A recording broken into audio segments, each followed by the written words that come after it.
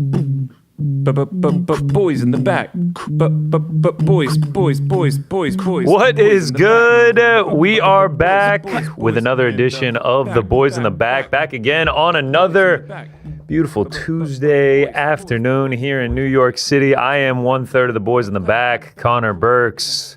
Join alongside me, as always, the man, the myth, the Ronda Rousey truther, New York Rick. How we doing, brother? Some are saying. Comeback fight of the year? I'm doing great.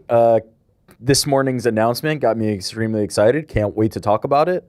So let's waste no time. Let's waste no time. Actually, let's waste a little bit of time. Frankie, how you doing, man? I'm doing great, but let's waste no time. Let's waste no time. Let's get right into it. Breaking news this morning. Speaking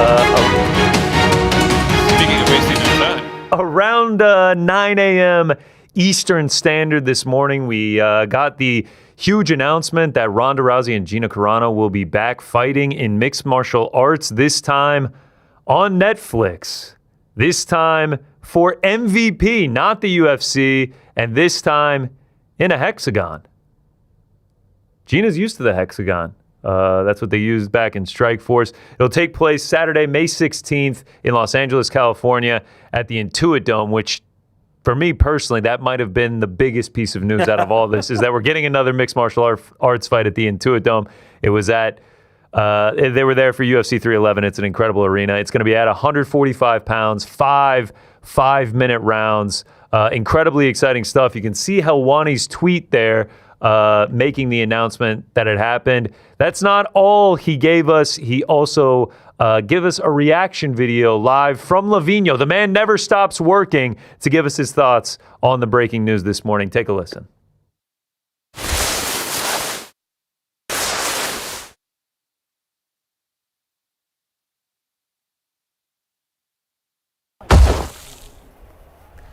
Hello, friends. It's your old pal, Ariel Helwani. Do you remember me? I'm still here, still at the Olympic Games, still having an amazing time with my friends at CBC.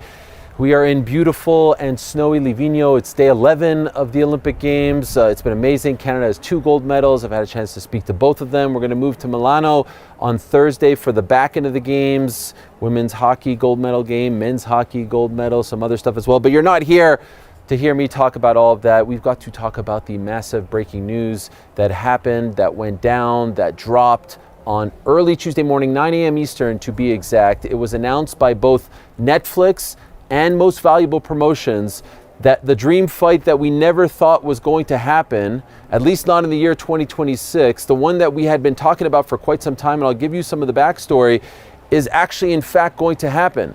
It's the return of Ronda Rousey going up against Gina Carano, who is also making her return to MMA. Ronda Rousey has not fought in a pro MMA fight since December of 2016 when she lost to Amanda Nunes. Afterwards, you may recall, she left the UFC and pursued a career in WWE, did a long stint there, left WWE not that long ago, decided to focus on motherhood and other projects. But here she is coming back against the pioneer, the trailblazer, the first face of women's MMA. Certainly, if you ask me, the one that was fighting on CBS long before the UFC got there back in 2008, the one and only Gina Carano, who has not fought since 2009 when she fought, of course, Chris Cyborg in San Jose, afterwards pursuing a career in film.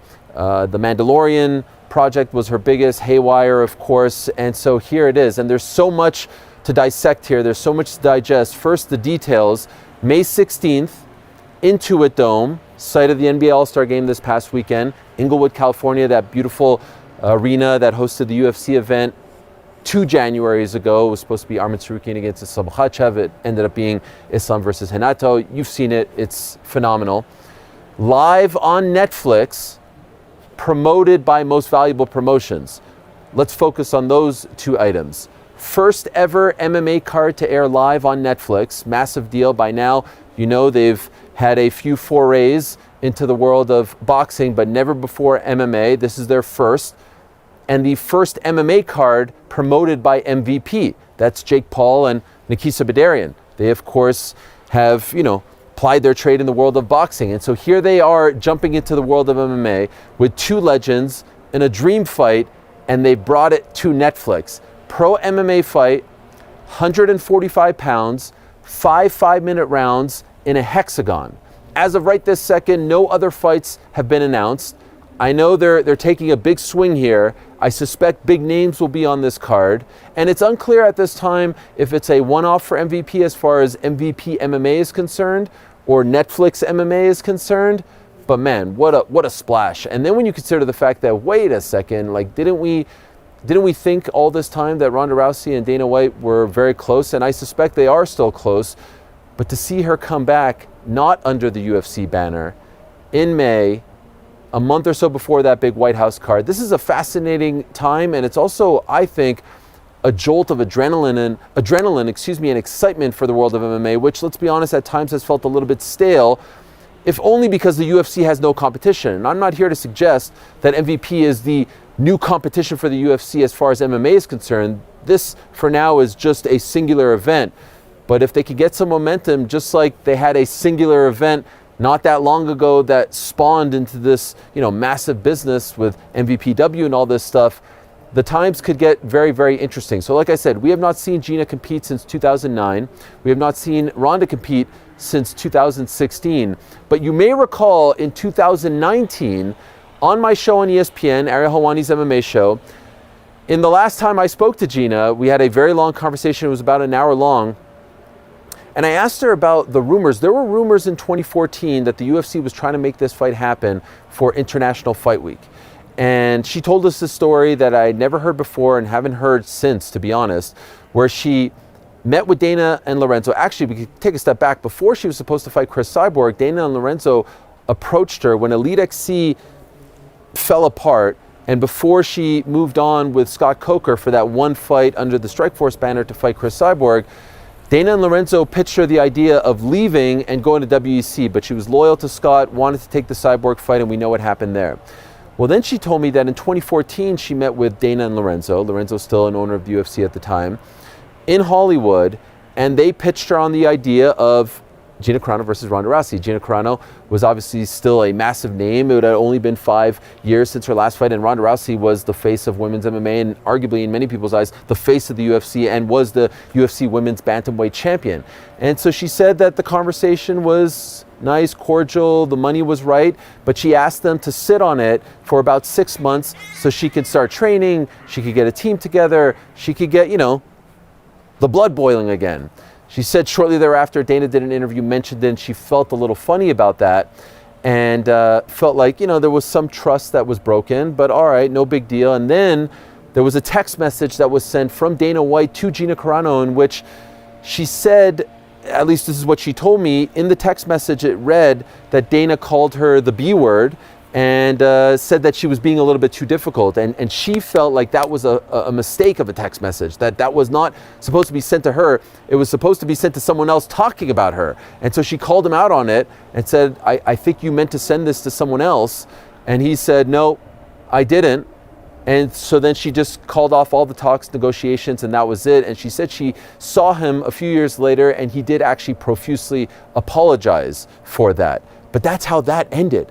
And so here we are, some 12 years later, and the fight is happening, and it's kind of surreal because they just dropped this promo of the two of them facing off, and Nikisa's there, and it's like, holy crap, who would have thought? I was trying to explain it to some of the people that I'm working with here, and this is two eras coming together. Obviously, both of them aren't active these days, but it's sort of like those dream fights, those dream matchups, those dream one-on-ones from back in the day that you talk about in all forms of sports, not just combat sports. And so to see them come together is fascinating. To see it being promoted by Jake and Nikisa and MVP is fascinating. What does this mean for their future in MMA? To see it on Netflix of all places, we know how big of a deal that is fascinating. And then the other thing that I can't stop thinking about is who's going to be on the rest of the card? What kind of rabbits do they have to pull here? Who are the names that are available? Who are the guys? Who are the gals? Who are the free agents? What are they going to do? What kind of look is it going to have? All those things and more. It's been a while since we've felt, I think, this jolt of adrenaline in the sport of MMA. So here we go. I will say, full disclosure, it was announced today that I'll be hosting the press conference on March 5th in LA.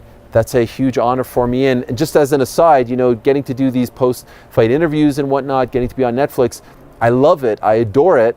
And it's great to expand into boxing and to do other things, combat sports, but this will be the first time that I get to do it, I hope, in MMA. As of right now, it's just the press conference. I hope that will lead to working on the card as well. Nothing finalized just yet, but that would be a gigantic honor for me.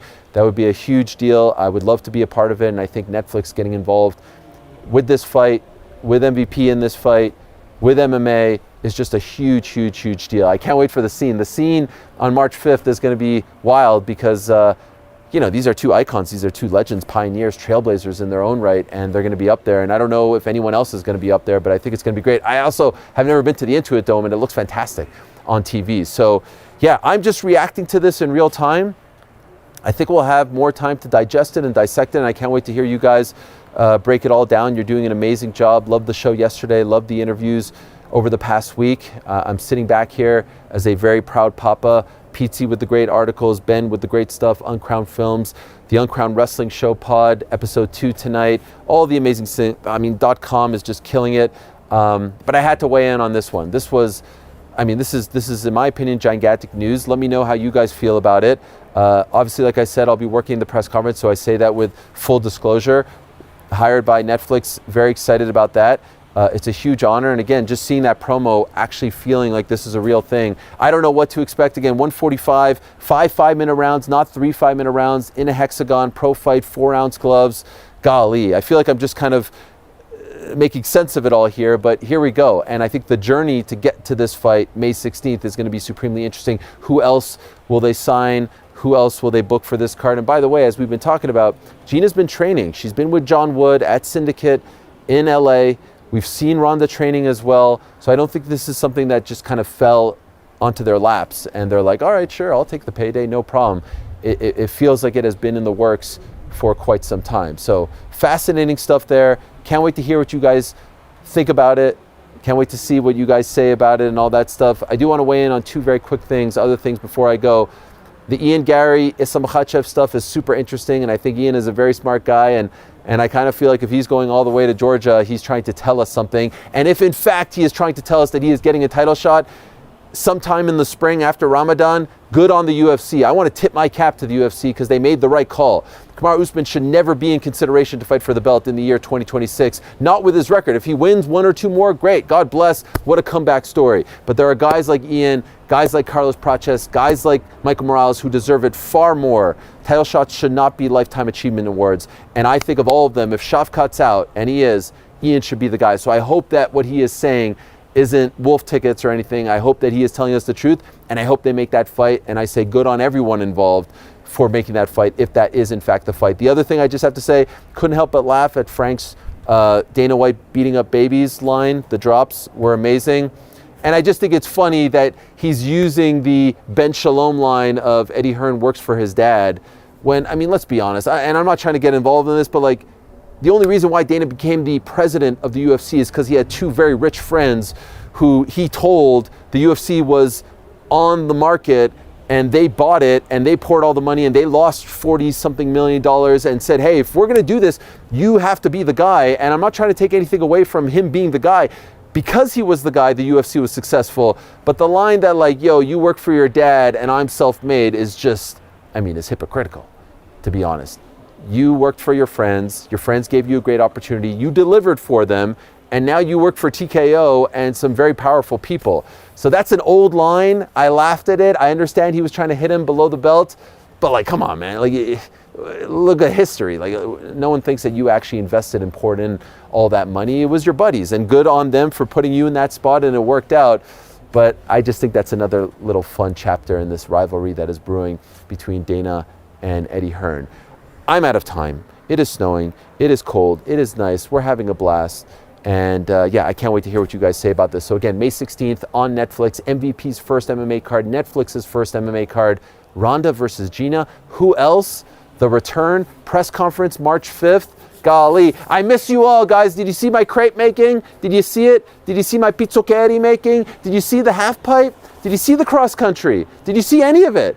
Do you like it? Are you enjoying it? I'll stand by and listen.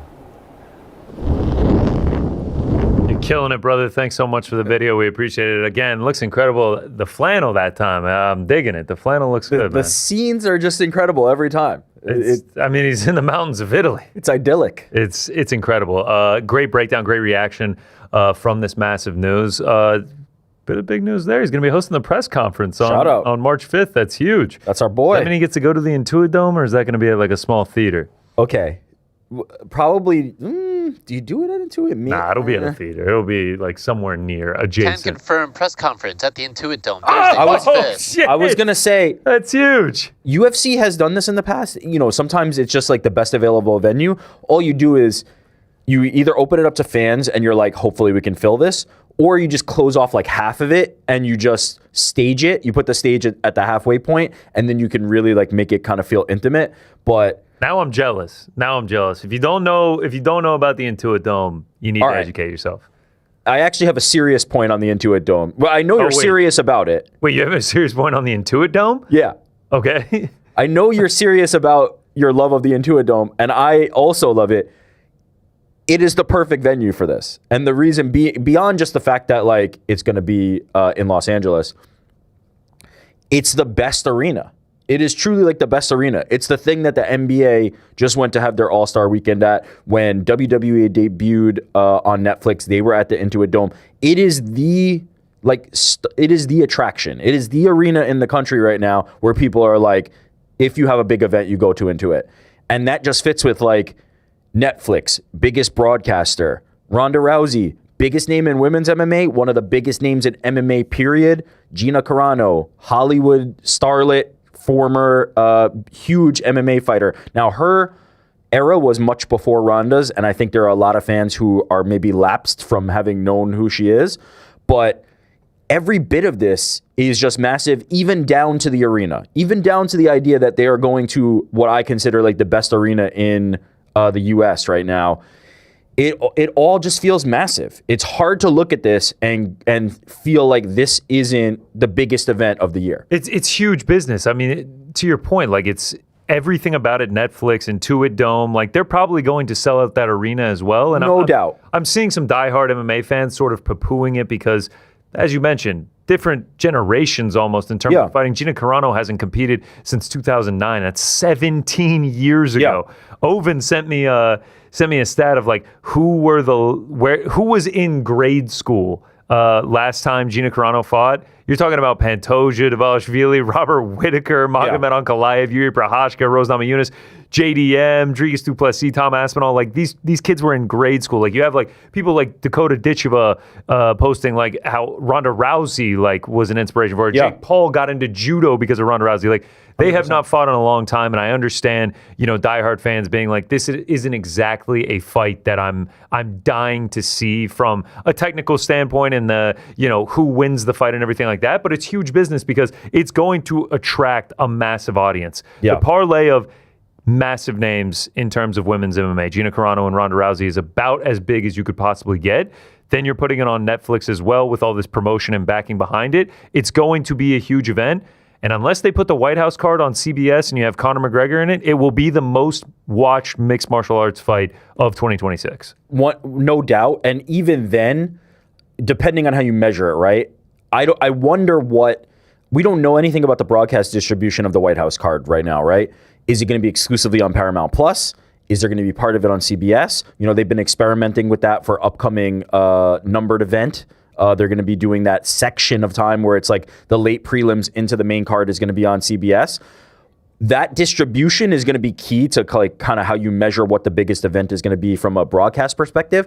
But there's no doubt that the number of eyeballs on this on Netflix are going to be massive. Just no doubt. Yeah, you say we don't know the time on, like, is it going to be CBS? Is it going to be Paramount Plus? How they're going to broadcast this? We also don't know who's going to be on the card. And that's a great point. That's going to be a massive determining factor. Even if it's Conor, though, without a CBS element, I do wonder what that number looks like, right? Because there may be older fans who are on Paramount Plus, but I don't know if they're there for live sports, right? I'm just picturing like my parents or grandparents, right? They're flipping on CBS to watch news, football, those types of things.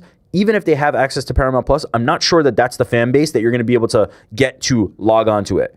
On the other side of that, every parent, every grandparent watches and has Netflix. It has just become a reality of life. It has become the streaming platform for the universe, right? That is what everybody tunes into. Young, old, whatever the demographic is, Netflix is like synonymous with streaming. And so even with Conor McGregor, I do wonder what that number looks like. Now, if you say it's Conor McGregor, we're going to have a nice little window on CBS, now I'm like, okay, I think the UFC is still in this game. This brings me to point number 2. Okay. Do you have anything more to say about the fight itself? No, not the fight itself, like on the how massive it is, how big of a let's talk thing about it is, that. because I do see a lot of fans poo-pooing it, but this is passing the casual test. Walked into the office today, 3 different people came up to me and they're just like, man, is that for real? Is that Ronda Rousey fight really happening? Is she actually coming back? It's like, yeah, and it's going to be on Netflix and it's going to be huge, and it's happening in the springtime. She made a post, been waiting so long to announce this. Me and Gina Carano are going to throw down in the biggest super fight in women's combat sport history. That's and a guarantee, we're by the partnering. way. Yeah, for sure.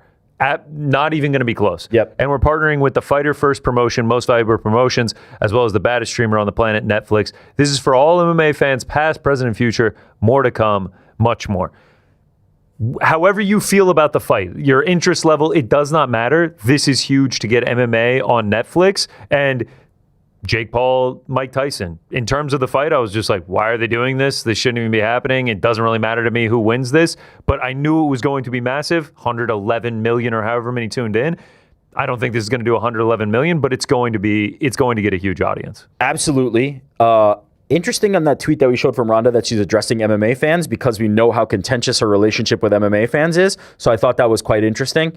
As far as the fight itself, I'm not as down on it as I don't think this is in the category of Mike Tyson versus Jake Paul. No, for sure. It's a 43-year-old versus a 39-year-old. Yeah, and even though they are different eras, to me this feels like a fight that could conceivably be more competitive than Jake Paul versus Mike Tyson, which we have been very early on saying we don't think this is a real fight. Jake Paul is going to win.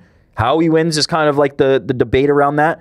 I don't feel the same way about this. I don't know that Ronda Rousey's run at the end of the UFC was her getting battered. Like, it was not exactly the same as the beginning of her career where she was taking everybody out. And now we are children, entire moving on with life and multiple years removed from that era, and she's coming back. We don't know what Ronda Rousey will look like. She is much more of an unknown. With Jake Paul and Mike Tyson, there was one unknown, which was Mike Tyson, and due to his age and the miles on him, it was easier to make an assumption on him.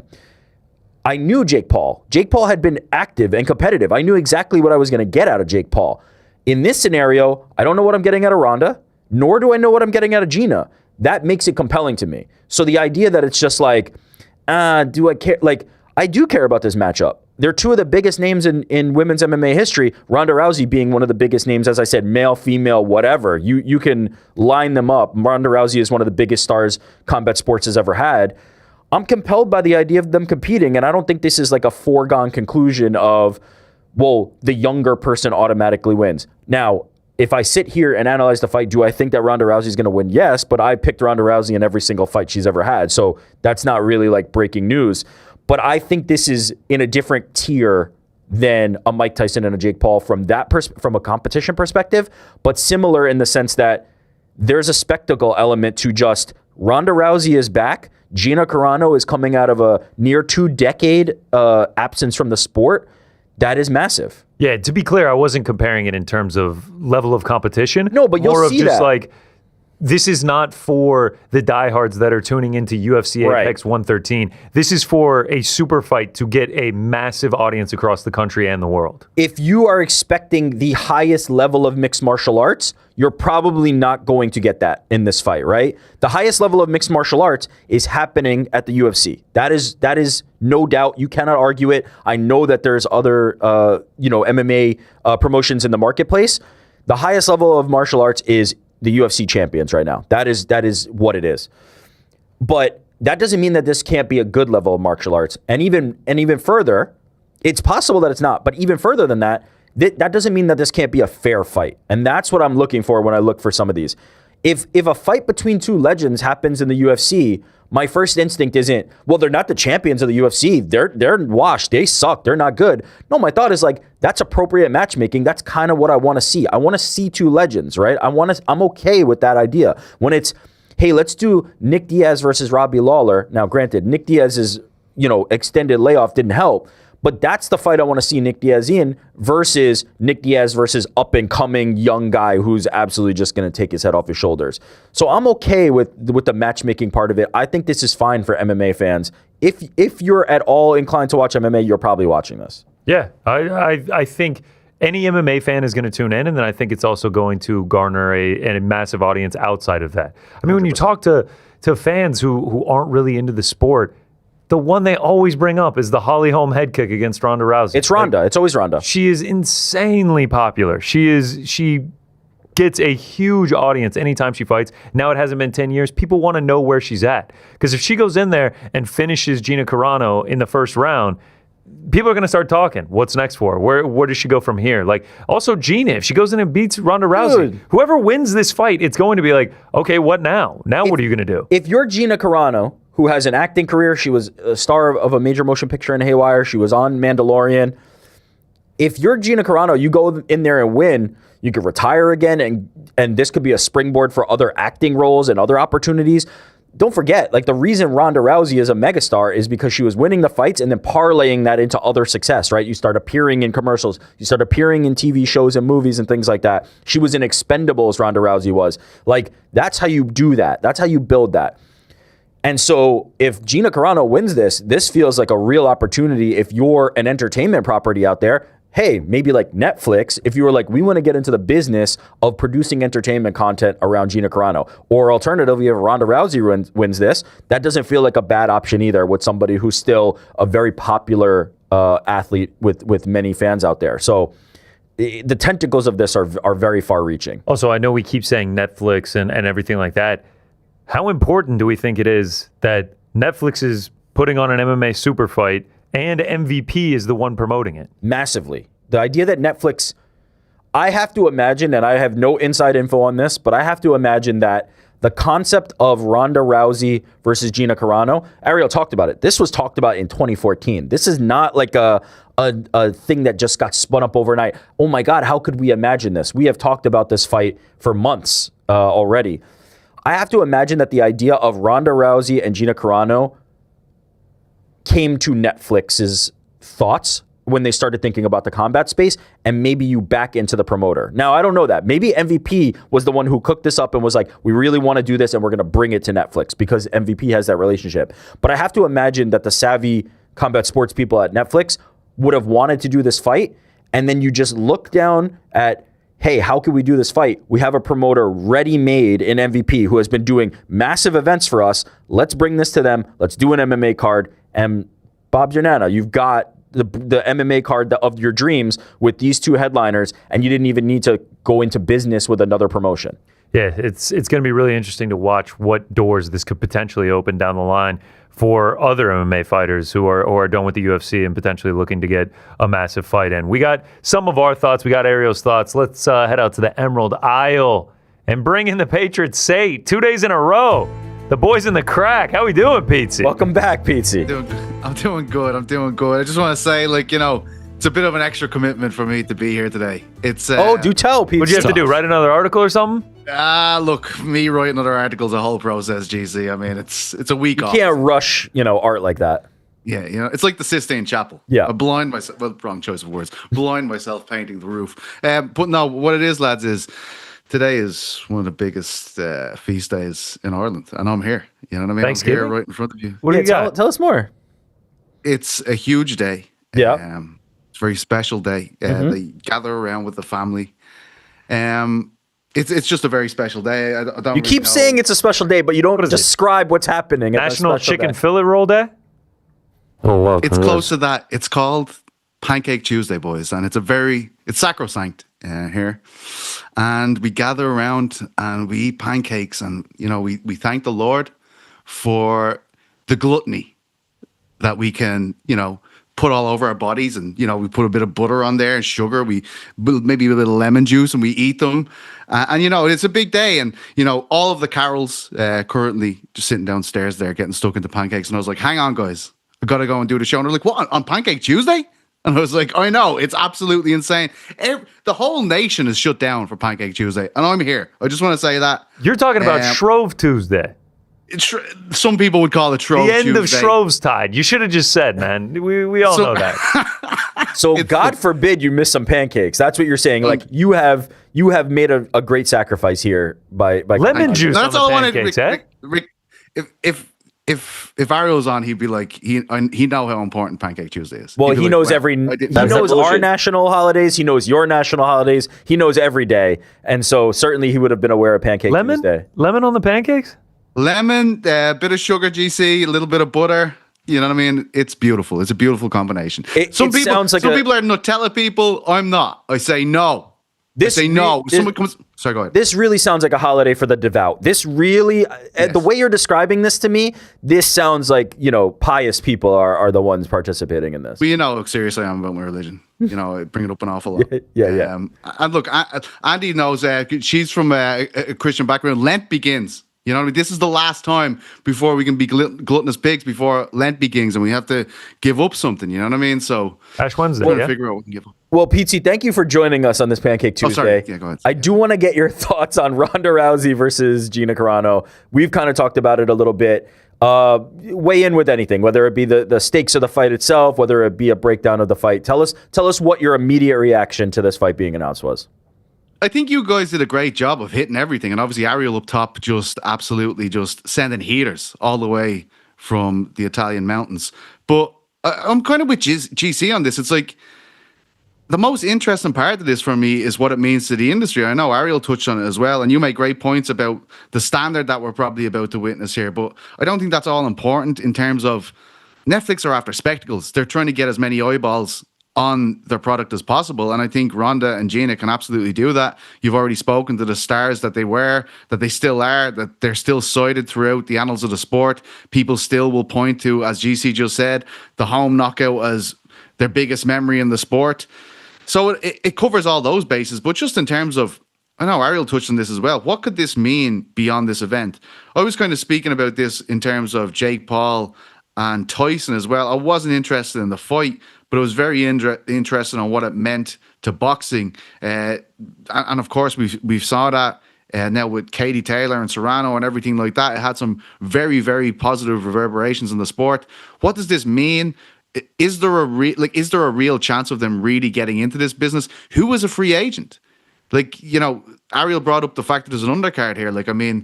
We know there's a lot of free agents right now that have big name value. I'm just excited to see what it all looks like, the product itself. I know Ariel's working the press conference. Maybe he'll be on the event as well, fingers and toes crossed. But it is very, very interesting when a power player like Netflix gets involved in this. We've seen what MVP have done in boxing despite all the naysayers. They've done great things for women's boxing. Obviously, this is a women's fight too. Really just interested in to see if it can shake up the industry. Here's that's a perfect segue to what I was thinking. And I tried to go this direction with GC earlier, but then I circled back. Here's my biggest take, my biggest stance on this. If I am Dana White or whoever actually makes matches over at the UFC, because Dana White claims it's not him, if I am Dana White, the moment this news came out this morning, I am on the phone with Conor McGregor. I am on the phone with Jon Jones. I cannot afford for my White House card to not be the biggest event of the year. I cannot afford a month before or 2 months before the White House card for Gina Carano versus Ronda Rousey to be a massive show. God forbid, if they get somebody big in the co-main event, if there's a free agent MMA fighter out there that they lock up in a good matchup, and you add that to Gina Carano versus Ronda Rousey, there's almost no way that you're going to be able to do a bigger event unless you call Conor McGregor and unless you call Jon Jones. So if they were banking on the idea of Ilia Topuria versus Justin Gaethje being the headliner, that would be the moment I would have hopped on the phone and called one of those boys, because I think you have to match this. If the numbers come out on this and it's on Netflix and it's a massive show and I'm a partner at Paramount or somebody within the UFC, and I'm looking at this and going, we just paid $7.7 billion, and these guys on Netflix, MVP and Netflix, just put on the biggest event of the year, that would feel like a smack in my face. So you better be hustling to get Conor McGregor, because that's what I would be doing. It's GC said this earlier, and immediately I was like, holy shit, he's so correct. It feels to me like there will be no competition in terms of the most viewed MMA fight in the world if this comes off. Like, of the year, excuse me. Because, as you guys know, right, Paramount Plus, that's the US deal, maybe some other parts of North America. In the UK and Ireland, it's TNT Sports. UFC is still on there. I couldn't believe all of the Netflix events that they did. You forget how much you log into Netflix on a daily basis. Everybody has it. It's in all these homes, so hundreds of millions of homes. And you're turning on Netflix, and from like 10 days out, they're going to be advertising this stuff. And it's striking when it happens. Like, they'll have the pre-fight thing up. They'll have a build-up. They'll have all this stuff guiding you towards this event. I think it's a no contest. Am I crazy to think that way? Like GC brought up earlier, the most viewed fight of 2026, if this comes off, I don't think it will even be close. I said the only one that would top it is if they do the White House card on CBS Linear and you get Conor McGregor on the card.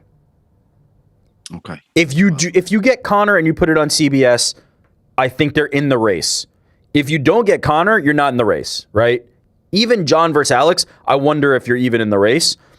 This is going to be a massive event. There's going to be so many casual eyeballs on it, as will the White House, right? The White House is going to be a massive event. There's going to be a lot of casual eyeballs on it. But I think the access to a platform like Paramount Plus and the access to a platform like Netflix are just different. It is not even a competition.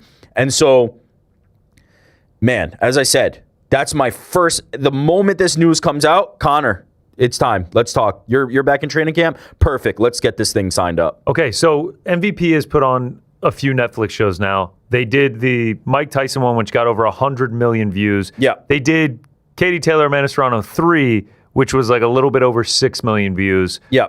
Your thoughts, obviously, you're just giving a guess at this point. Where do you think this would fall in terms of that?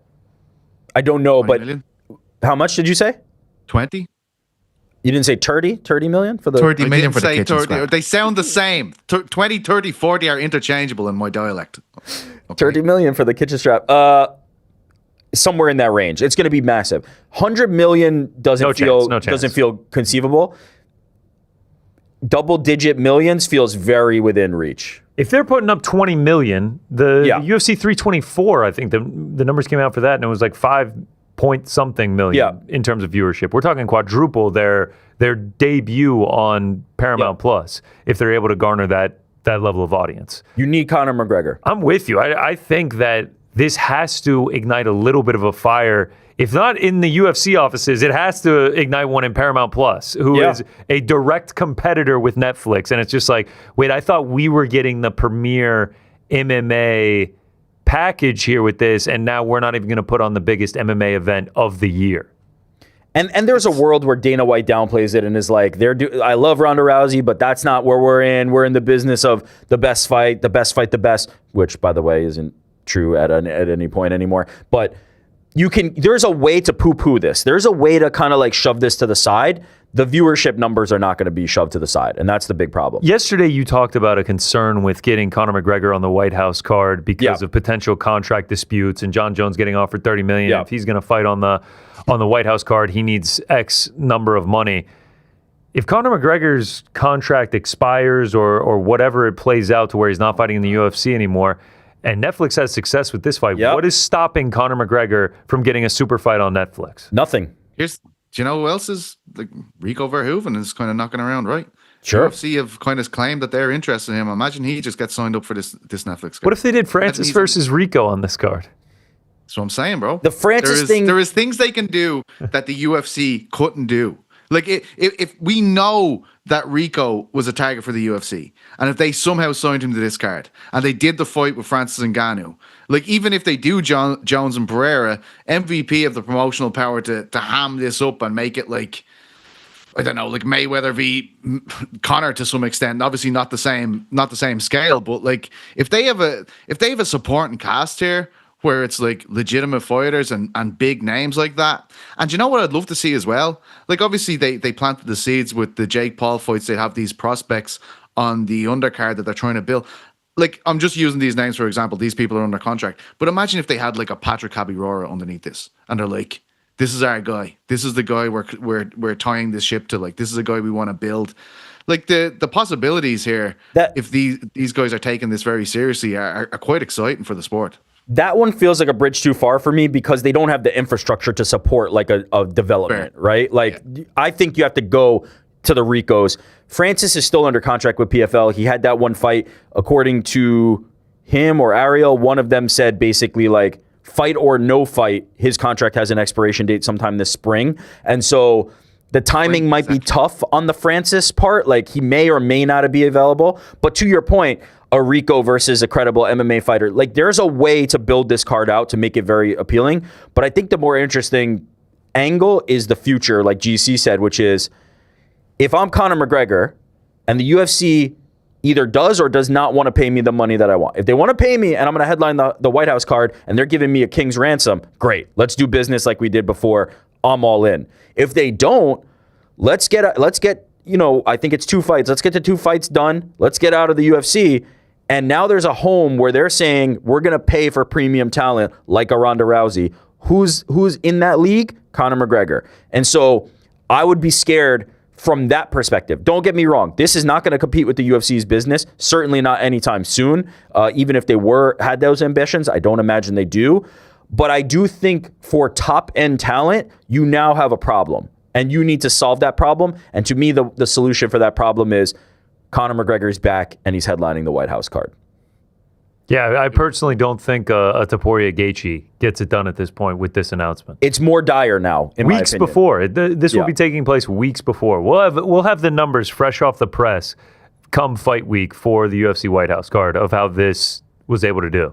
Yeah, and a sign Does is this take away from fans, like in terms of MMA fans, if they're kind of moving towards eye-catching things like that, like a McGregor return, and like placing more emphasis on that than Ilya and Gaethje. Like, this is, I know Ilya and Gaethje isn't even the fight we really want to see at lightweight, but kind of disregarding the hardcore element of UFC fans for this White House card and kind of stacking it with the likes of McGregor. Do you think that will turn the fan base? Like, I feel like every time we bring up a McGregor or a Jones, people are like, just move on. We're sick of these guys. These guys haven't done anything in so long. That's a very vocal minority. They also say just move on because we haven't seen him fight in coming up on 5 years. John Jones is claimed to have retired, and now he's saying that he has arthritis as well.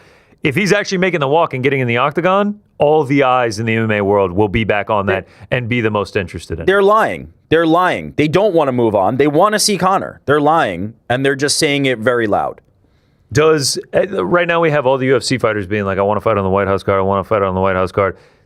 Is it now every retired MMA fighter or fighter not fighting in the UFC, I want to fight on the Gina Carano, Ronda Rousey card on Netflix? They're going to call Nate Diaz. They're going to probably. Call Nate Diaz. Yeah, they've got it. Like, he just talked about Mike Perry, but we'll see. They can call Mike Perry too. Hey, it's right there. Obviously, Mike Perry under BKFC contract. They've been in the past. They've allowed him. They've been very willing to allow him. I saw a joke meme tweet, but like, it does make a lot of sense. Just pull up the GFL roster and just start dialing. That's it. Just start dialing numbers. Play the music too, obviously. Oh yeah, I mean you have to get the music. But no, it's a massive opportunity for the likes of those people who can fill out the card. But to me, this is a sign of not competition for the UFC on a week-to-week basis, but competition for the UFC on boasting the biggest number of eyeballs on an event. And I think now Jake Paul and MVP have successfully done that already in boxing, right? They're not competing with, although maybe they soon will be based on how stacked their women's roster is, but they're not competing week to week with Matchroom, right? They're not doing the number of shows. They're not doing that volume. They may get there, but that's not their competition at the moment. But in terms of who's putting on the biggest events, it's MVP. It's been MVP, and they have taken over the biggest events in boxing. For MMA, it's the UFC, and there's no competition. Now there's a competition. Now there's somebody who's coming out and is going to get massive eyeballs on an MMA event. And that's interesting. Go ahead, Are they Pete. doing? Sorry, GC. Are they doing essentially what? Obviously, without the Zuffa numbered events, but like what Dana said he was going to do in boxing, he's going to come in and have these gargantuan events a few times a year. That's going to unsettle boxing essentially. Because these are so big, because he has this backing. Do you think maybe MVP's goal is to do something like that? Like, okay, forget about these kind of apex events, but 3-4 times a year, we're going to just launch a nuke into this industry and just have a massive, massive card with all these different guys. And do you think they can do that? That's with my just the question. free agents. That's my question right there is like, can they do that? Because we're seeing Jake Paul, tweeting like, oh, I got into judo because of Ronda Rousey. Like, normally Jake Paul is a bit of an instigator and a shit talker. Yeah, surreal moment. I started taking judo because of Ronda Rousey. Now I get to work with her and Gina Carano to bring MMA to Netflix. Here we go, ... He's not saying the things that Dana is saying about Zuffa, like, well, we're beating up babies and whatnot, and we're completely taking over the game. I think we need to wait and see on this. This is an incredible first step to go into MMA on Netflix and these massive events. But this time next year, 18 months from now, how many have they put on? Or is this the standalone and we're sort of wondering, remember when they randomly did MMA on Netflix? Are we ever going to get another one of those? Or are we 3 events deep on these MMA super fights on Netflix? I think we just need to wait and see. I don't think MVP has to be an MMA promotion. I don't think they can. I don't think it's a sustainable business model because I don't think there's enough talent out there, nor do I think that's their ambition. But they are essentially doing that already in boxing, PT. Like, that is what they do. They put on these big tentpole events, usually focused around Jake Paul, and they're able to disrupt it that way. If you get the one-off, maybe you do one MMA event a year. Maybe you do one every other year. If you can do one of this scale, that's all you need to do, because it still is great business for Netflix. It's still great business for MVP, and then you can parlay that into something else. If in 2 years Conor McGregor's out of contract, let's do one with him.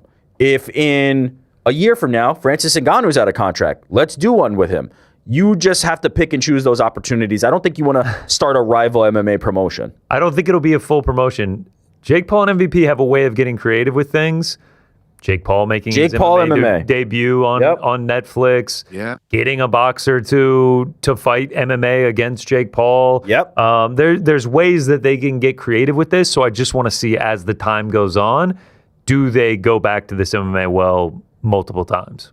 It is incredible, isn't it? Like, that for so long we've been kind of sitting around saying, like, UFC, like, there's absolutely no one near them, which is true. PFL, you're nowhere near them. They're in, like, we're worried about what's going to happen to PFL beyond 2026. Anyone who tries to get into this industry can't hold a flame to them. And now these guys haven't had an event yet. And we're like, this is going to be the biggest fight of 2026. Like, that is an incredible space to be in within this industry. Like, that really hasn't existed for so long, where someone can just come in and put a massive Uno card down on the table and be like, well, this is what we're going to do. Like, that is just insane by itself, right? Like, it's pretty much unprecedented in MMA right now, or has been for the last decade or so. Or am I over-egging this? No, it is a disruption, and it is a new thing. The point we've all kind of circled around in this last little bit, though, is what's the longevity for it, right? Is this just going to be the one flash, or is there going to be some kind of like continued momentum that they're able to build with this? I don't think they will disrupt the UFC's business long term, but I do think, as I have very clearly stated already, you don't want to be outperformed by them if you're the UFC and you're going to the White House this year. You do not want to look down at the ratings on every MMA event that came out this year and be number 2.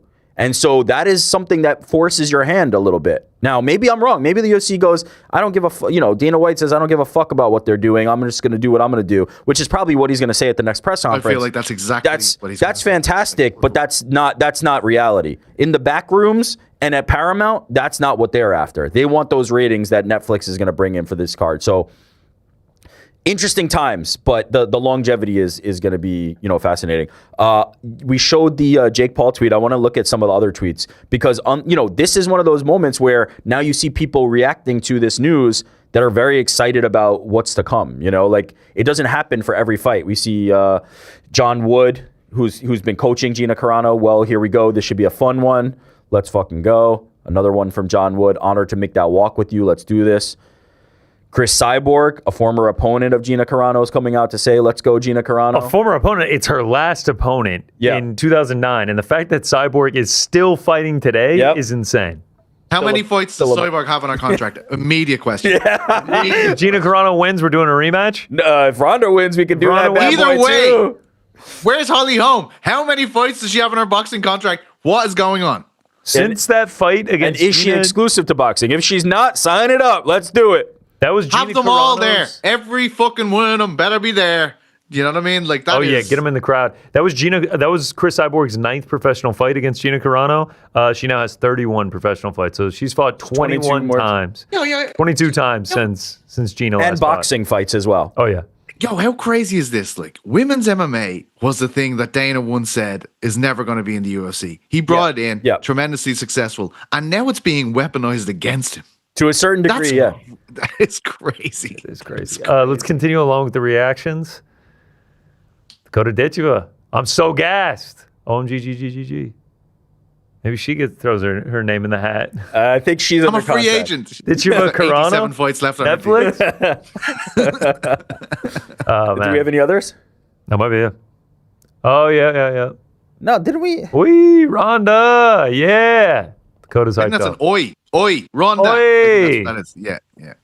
Travis Barker. Oh, Hey, shout out to Travis Barker. Wait. Dreams really do come. Travis Baker. Who is this? Oh. okay. Who's Sorry, Travis Baker? this is my online fitness coach. So Sure, shout out sick, Travis. man. Sick, Getting man. real fit Appreciate these days, thanks to him. Appreciate you grabbing that one. Shout out Good job, Jordan. You Shout out got, you got your coach? Shout out Travis Baker. PT, what do you make of the hexagon situation? Not a lot, you know. I'm just like, let's just, strap yourself in and feel the G's with this one. Let's just have a look at it. I like a bit of variety. I think I've watched fights. You certainly have watched hexagon fights. Who am I to? Well, we should be asking you, GC. What do you think of the hexagon being used in this manner? Are Hexagon FC getting a payout, and should they be getting a payout? Obviously, it was a big part of your picks this year. A lot of walkouts from Hexagon. I know you keep up to date. You tell me what you think of the hexagon, mate. Well, obviously they're forced to do this because of the UFC with the trademark on the octagon. It leads you to wonder, is Hexagon lacking by not trademarking the hexagon themselves and really putting Netflix in a pickle here? They've left themselves wide open for this. I mean, my God. Speaking of wide open for this, Okay. Holly Holm might be wide open for the fight. A shout out for Ben What a Hefner. transition. Shout out to Ben Hefner, our encoder, who reminded me Holly Holm is with MVP. Oh, shit, of course. Shit, Holly Holm is with fucking MVP. Oh, great point. Great point. People would watch the shit out of a rematch between Rousey and Holly Holm. God. It's right there. It's just do it. Women's MMA coming back to somehow unsettle the UFC is one of the wildest things ever. It's absolutely insane. I'm not gonna lie, I'm kind of intrigued by the fight. Like as they're making the walkouts and the fight is about to start. Like I'm pretty intrigued by the fight. I'm not ratcheted all the way up to a 10, but the implications that come from the Netflix, what could happen with Gina and Ronda after this, what fights are to be made, how does the UFC respond to it, is fascinating to me. I think it's huge for the sport of MMA. I have to watch this fight. We all have to watch this fight. It's like if you're an MMA fan at all, you have to watch this fight. If you're like, think about the cultural moments Ronda had, like Beyonce sampling her in a song, the "Do Nothing Bitch" thing, the books she had, like #1 bestsellers and shit. Like this is Entourage, as Rick stated earlier, Expendables. Like this is a kind of a must-see event, and that's what obviously Netflix are looking to do. And honestly, the more we've kind of teased this out and we're talking about Holly Holm and stuff, there's a natural fight there beyond this for either of the women that win, really. Like there is at least 1-2 more fights you can put on with either of these two women, depending on the winner, I feel. Let's not forget either, man. Like she, at her peak, the star power that she carried. Oh my God. Like behind McGregor and Habib, There's definitely few. McGregor and Habib, and then her, and then her. Like and Habib only because after the series with McGregor. McGregor. McGregor makes Habib into what he is. It's her and Conor. Massive those star. Those are the stars. And the fact that they got a B-side in Gina Carano, there will be eyeballs on this thing. There will be eyeballs. Just 3 months away. from the showdown in Los Angeles at the Intuit Dome. Intuit Dome's going to be the star of the night, I can tell you that much. PT, you got to get back to the pancakes, or are you sticking around for on the nose? No, let's man? do some on the nose. Come on, PT, don't leave. Look, this Rick guy, I mean, it's absolutely stack with mental. us. Grab a Okay. stack and join us, man. I'd love to have some flapjacks right now. PT, Elaine, the pancake! Not the Nutella, the lemon! Sorry to our friends over in finance if they heard PT, those. can you text somebody to bring you up pancakes while you're on air right Oh, now? that'd be great. I can't. Maple syrup drill. There's no one They're not looking downstairs. at their phones. There's pancakes. They've got butter all over their hands. There's and no shit. one They're not downstairs, looking is there? There's no one downstairs, is there? at- They've cleared out. It would be They've it would cleared be out. disrespectful to the holiday to also ask them to do that. You know, they're locked in right now and being pious. All right. All right, we've got the arielhelwani.substack.com up.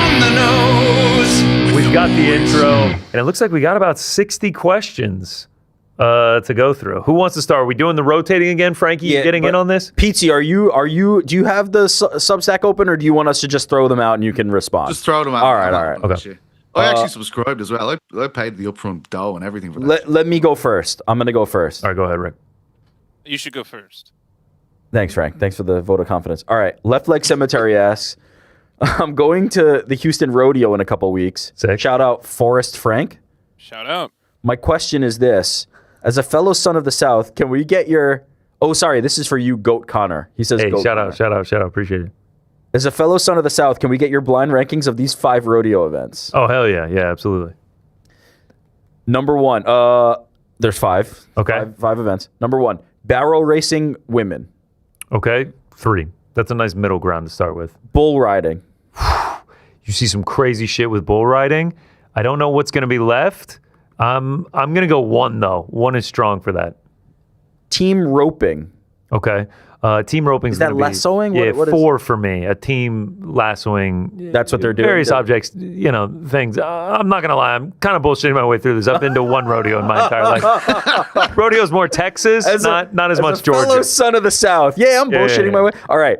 Mutton busting kids? Okay, mutton busting kids is a clear 2. Yeah, clear 2. I'm sticking with 2. Beating up Doesn't babies. sound good, lads. If I accuse someone of mutton busting Yeah, around no. I actually see it. Mutton busting rodeo. It's like kids ring on Oh, Jesus. muttons. This is like beating up babies. Number 5. Muttons are like goats. They're Number like sheep. 5. Bulldogging. Bulldogging. Lads, this is... Bulldogging. You guys say this, but it immediately comes up on Google. Oh, that's where you like... Oh, it's like a small bull and you like take it down by the horns. Holy shit. This looks sick. That would be my 2, actually. I'd go bull riding, bulldogging, mutton busting, the barrel roll women, barrel Go rolling, to jail for all of these things here. I just want to say. mutton barrel roll busting. rodeo. And I then the feel last bad one. for exposing that you're not as locked in. I'm not going to lie. I feel no shame. Rodeos just haven't been my thing. I've been to maybe 2 in my whole life. Barrel racing is a woman on a horse going around barrels. Yep. That's my 5. Man, what does that mean? Sorry, that was a massive letdown here. Okay. Baked Bean says, "Hey boys in the back, with Dana White's recent rant, what do you think the 2 options are? Do you think he means for the main event and the other fights are a lock, or 2 options for the whole card?" Is Frank crazy low for you guys, or is that just me? It sounds like he's whispering. He was a little I'm low. not He was happy a little bit low, but he probably just fucked up something on your end. He was referring to the White House card, yeah? Mm-hmm. Okay. He said baked He beans. said there were 2 something. options. Do we think that that's 2 options for the main event, or 2 cards that he's constructed that it's like pick one or the other? I think it's 2 options for the main event. I agree. That's what PT? they've come up with. You agree with this, yes? Surely. Yeah. And then I think they'll just have filler slots below it. 6-7 fights. All right. Beating up babies. Shout out. You go. This is a perfect opportunity for Jake Paul to come out with that. It's like we're beating up 80s. Okay, You Watch says, Eric's Gable glazing is such a casual fan take. Where's my fucking... I'm glad Petesy gave some pushback.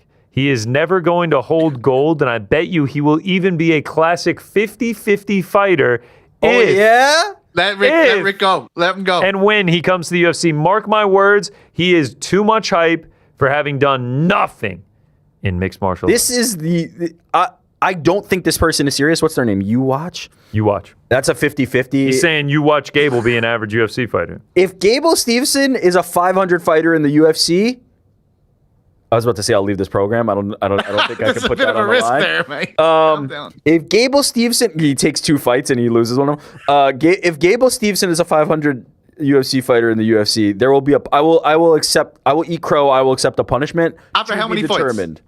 After how many fights, though, is a 500 fighter? Any point. If you do your fucking plan, he has one fight and fights for the title. So he has one fight, lose the title fight, and you're like, I have to do this crazy shit now. You have to actually eat crow. A New York City crow will go catch a pigeon and cook it here in the office. Pluck it out of the sky. We'll figure out a they're punishment. on the ground. We will figure out a The punishment. BB gun. But I will take my medicine. There's no way. There's no fucking way. You've seen the UFC heavyweights. To have 50-50 is crazy. To have that take is way crazier. Buchecha just happened, dude. Buchecha got beaten by Martin Buday, who got absolutely redlined by Will Fleury in Octagon. That's a good People point. talk about my Great takes point. and then continue Great to point. come to me. They come back at me with quite possibly the dumbest shit ever uttered. Every single time. Without fail. They criticize my takes and then they say something so stupid on the back end that I just can't take it seriously. It is beyond reason. It is beyond comprehension and understanding. The idea that it's like, your Gable glazing is unbelievable. You're an idiot. By the way, he's gonna be 500 in the UFC. Here's the Cool. best part. Good one. You're either going to be right or he's either going to be right. And we're Yeah, going I to like get to my find odds. out. I like We're my going to get to odds. find out. He's either going to be a long reigning heavyweight GOAT or, Marcus Buchecha 2.0. Heavyweight Aaron Pico. That's it. Yeah. One or the other. Gable Stevenson, Jared Olympic Bandera. gold medalist who's just flatlining people with his hands now. That guy's just going to lose to Sergey Spivak on a random Saturday. Mads Burnell, For sure. Olympic medalist, didn't go so hot for him. He's not flatlining Sergey Spivaks of the world right now. We got to get here. We got to get here first. No, he's flatlining the current competition. He's not Yeah. going to. Look, all right, the jury's out. I like my chances. All right, you're up. Read a question. All right, let's go with. Well, if you're not Okay. ready, Islam's phlebotomist. Hey guys, is there a greater people's main event than Praches versus Morales? Guaranteed fireworks.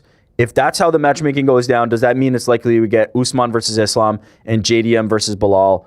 Ian seems content. Let's just end there.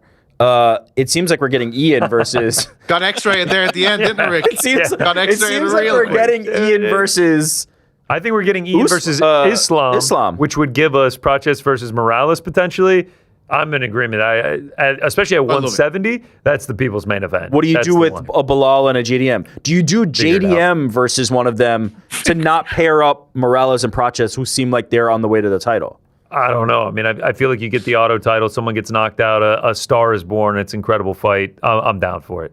There's so much. You don't think JDM versus one of them would be just as good? It would be a banger. striking-wise? Yeah, it would be a fantastic one. But I just love their personalities and their capability to get knockouts. I don't want to kill one of them off. I don't want to. I'm okay with it. I'm okay with That is going to be the UFC's point of view on it. I agree with you. I love the fight. I love Morales v. Praches. I'd be so happy if it got announced. But I do feel like Rick has a point in terms of the UFC never want to put two fan favorite strikers, like exciting styles, against each other when they're like, we could have both of these guys for the title. I also don't feel like JDM versus either one of them is much of a downgrade in terms of striking excitement. I feel like that's up there. Like And then Bilal versus Michael Morales, would be. I feel like UFC would be happy with that. Yeah, I do think they'd be happy with that. There is some banana peels there, yeah, for sure. No, I think they'd be very happy with that one, and they'd be rooting for an individual Pizza, outcome. it is a banana peel. It is a banana peel. Without the sex. Without All right. Who's up? Frank? yeah, let's do it. The sex. Slava P says, hey, boys in the back, does the YouTube delay exist for digital reasons, or do you give yourselves a few seconds in case something wild happens and you have to cut it off? Regardless of the answer, what's the closest you would have come to cutting the feed? My guess is the Bryce Mitchell interview. Thanks for the great content, Slava P. No, there is no dump button here. There's no escaping it. It's not like radio where you can just hit a dump button and all is forgiven. We would just have to completely go off the air if we were going to do that. Like, they say that Bryce Mitchell won, but like we weren't actually close to like cutting the cord or anything.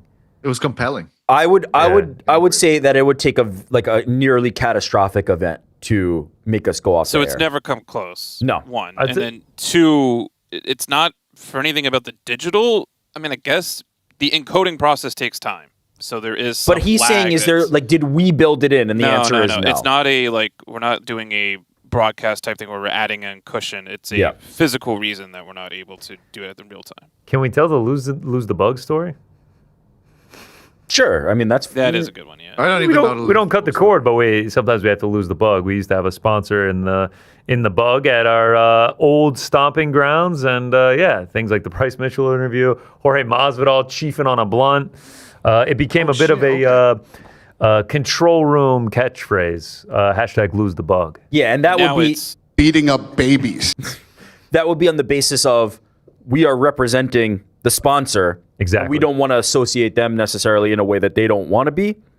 So we have to be cognizant of that. But it doesn't change the show flow at all. We've never been close to let's go off air. Also, actually, the closest is when we actually did when Mayhem Miller ruined the set and literally left the studio and Ariel chased after him. But that was because Ariel's not in the studio anymore. that was catastrophic. Yeah. And B, especially if it's a Zoom interview, we're never going to go off the air. Yeah. Ariel would just end the interview. Yeah. Like if someone was just saying some crazy reckless shit, he would just be like, all right. I later. think we're done here. That's over. Let's bounce. There were times at ESPN we had to actually go off the air, not because of anything that someone said, but transmission wouldn't put in people's names on FaceTime. So if they hung up quickly Classic. and we didn't cut the camera, Classic. numbers unfortunately. Who's got shown? Roses? Guys, let's not Who's the rehash check? old. Let's not open old wounds. All right. It's tough. It is tough. But yeah, we're not going off the air, bro. We're not going off the air. Yeah, no. This is as live as it gets. To Frank's point, there is some transmission delay, but there is no hey, let's hold this so that somebody has time to insert a bleep or do a censorship. Oh yeah, I mean, I'm pulling up the feed right now. We're talking it's like 10 seconds. Yeah. That's fucking illegal. All right, I got one. Oh wait, is it your turn or my turn? Yeah, my turn. What's up, boys? That's the one I was going to read. All right, I'll read it then. What's up, boys? Inspired by the psycho in your building with office restroom requests, I want to get your thoughts on regarding public restroom life. Okay, I love this. If you enter the restroom for a number 2 and notice there's 1 to 2 other deucers in the stalls, do you follow through or bail and try again later? True. Sorry. If the stall's open, let's treat it like Daytona, baby. Let's go 4 wide. I'm not worried about anything. If I gotta go, I'm going. I'm not waiting for more stalls to open up if there's an open stall. Yeah, absolutely. It's a life or that situation at that point. If you're going in going to in drop public. one off in a public, it's happening. You're in there. You know what the stakes are. I need to get rid of this now, or it's going to ruin my day. And I don't care who else is there. I'm not going to stand around and wait though. I'm not going to do that. Yeah, that's I'll weird. rather pursue another toilet. Yeah, I'm with you. This I'm one's with full. you. I'm going. I'm moving. I got to keep moving here. Yes. If I stand still, I may soil myself. So keep moving. It's like traffic. You'd rather drive for an hour where you're moving than be stuck in traffic for 45 minutes. You want to keep the option open. You really want to keep the hope alive that you're going to find an open stall sometime soon. As a number 2er, do you wait for number 1s to finish an exit before making your own exit to avoid the shame and awkward interaction? Bro, Yes. this is overthinking. There's no shame. There's No. what are we talking about here? I'm with you on this. If I know someone's at the sink washing their hands, I'm going to wait for you to clear out. Especially at work, you see the coworker, you get to the See, sink. this is not something I You're deal with. washing the This hands. is not Wait, so PT, you Like, were answering. what's up, man? Yeah. Hey, how you doing? You were answering this question as if you're in your house doing this. No, but like if I'm in public, You're like, oh, I don't deal with this. Yeah, no shit. I don't have PT. I don't have an office situation where I'm going to see the same lads in the jacks every day. Do you know what I mean? That's a different situation. Like, So if it was, put nothing yourself in worse. those shoes. If you have to look them in the eye, if it's Frank, I still don't really understand what you are saying here. Like I'm in man. and I'm dropping one off. Yeah. And there's someone out there. and you know them, I've walked past them to drop one off. I've Yes. been like, No. They explain, walked in to go number 1 while you were going number 2. Now they're sitting at the sink washing your hands. You can wait 45 seconds till they leave, or you're just going to bust out of the door. What's up, man? How you doing? Start washing the hands. I'd just be like, listen, just took a massive shit. What's the story with you, man? So you're like not it. only just not hiding it, you're volunteering. You're telling them what happened. The nightmare scenario that happens too often in the workplace, someone gets in the stall right next to you, you see their shoes, you recognize the shoes, and you're like, hey, God damn it. Okay, I literally pitch it off and leave. But no, Frank, no, you don't, because I'm next to Frank too often, and then he has this habit of being like, oh, what's up, man? How you doing? Yells it throughout the bathroom, and then I have to text him and be like, there's other people in here, man. Like, have some respect. My uncles, if they like have family dues, they notice your shoes underneath there, they'll just launch into it. What time you know you're playing tomorrow? And you're just like, they're just talking to you while you're if in it's there. just y'all in the bathroom, let's do it, man. It's completely normal. Do you know what I mean? But in that scenario where you know that there's somebody next to you that you know, isn't that kind of a safe space? Yeah, it's hilarious. But when there's other people in the stalls and a guy at the urinal and Frank's like, ooh, here we go, man. Let's do it. It's like, this is a little bit awkward. And then it's not you. And What's Frank's up, just Connor? talking to somebody he doesn't know. He's sliding his foot under my stall. He's like, Connor, what's up, man? Connor Burks. How you doing, dude? Uncrowned. What's up, man? Shitting on the job? What's up, man? I'm like, Frank, I love Jesus, this. dude. Frank, Chill I out, hope Frank. one day Okay, it can happen. I think this is an accurate representation of my disposition, which is I don't welcome interaction. Like if I know I can wait 30 seconds, I'll wait 30 seconds. I'm not trying to court it, but I'm also not like terrified of it. Okay. Is that fair? I'm not terrified of it. Nothing rattles you, Rick. Nothing rattles you. It's always just, okay. It's happening. Business needs to get done. Here we go. As a number one, is it your duty to get in and out ASAP and minimize potential eye contact with the deucers? I try to get in and out as fast as possible anyway. That's my default. I'm in and I'm out because that leads him to say restroom conversations in general. No. I'm not a huge fan of it. If it's my boys, like within our team, yes. If it's a person that works in another department and they're like, hey man, how's it going? Like, do you see Ronda Rousey's fighting Gina Carano? I'm just like, yeah, I did see that. I just ate chili. I'll be right back, bro. Okay, here's right. I need to go and check that out now. Sorry. Goodbye. Here's a very, very rare one that has happened to me in this office twice. Oh shit. It's nightmare scenario. You're in the bathroom, you're doing your business, you're in the middle of it. Someone comes into another stall and pukes. What do you do? God. This is truly the moment I have been waiting It's happened to me for. fucking twice here. Look, man, I get sick sometimes, all right? To the point now where I am scared if someone comes in a little bit too quickly paced. I'm like, oh no, is it about to happen again? Is it going to happen again? Hold on. Were they on their knees like curled over the toilet? No. Like sides of the stall. Man, they just like puked in the middle of the day? This is crazy. Once was fresh off the break, so I think they got a stomach bug from like being home for the holidays. And then the other one was a day where like one or two people got sick from having lunch here. Oh, Possible. wow. Or someone has a medical problem and That here you are Here, shaming someone them. just throw people vomit. Has this ever happened to you, right? You're in number 2 position. Yeah. Someone comes in and they're in number 2 position beside you. Everyone's enjoying themselves, doing whatever they have to do. Right? Everyone's taking their time. You're like, this is a safe space for me. I'm not feeling any intimidation by eye contact with pissers or whatnot. And then you get Number 3 years. there's no toilet roll in here, Oh pass the god! toilet And they paper? just and you Hey, have to man. go like. I would never enter a stall without checking for the yeah, no And then a chance. little hand comes in. No, hell no. You put A your hand little down hand? there. You put your hand down there. I'm putting a foot to stomping it. on it? I'm putting a foot to it. You just ask You see Frankie, it, man. ain't Just about ask it. Frankie when he had the cast. You just want it to end. You just go whatever. Take it all. Yeah. So at the end of the day, there's no better feeling than a private solo with the lock that turns and then it's best. a giant red sign that says taken. Because this is my last thing I'll say. I know we spent way too long on this. No, this is In New The last York, segment of the show. New York has by far the worst bathroom situation in all of America. Most places don't even have a bathroom, or they say they're out of order. Or if they do have it, talking about a restaurant, it's a tiny little closet, one person for a 3 stories down. 3 stories down for a 100-seater restaurant.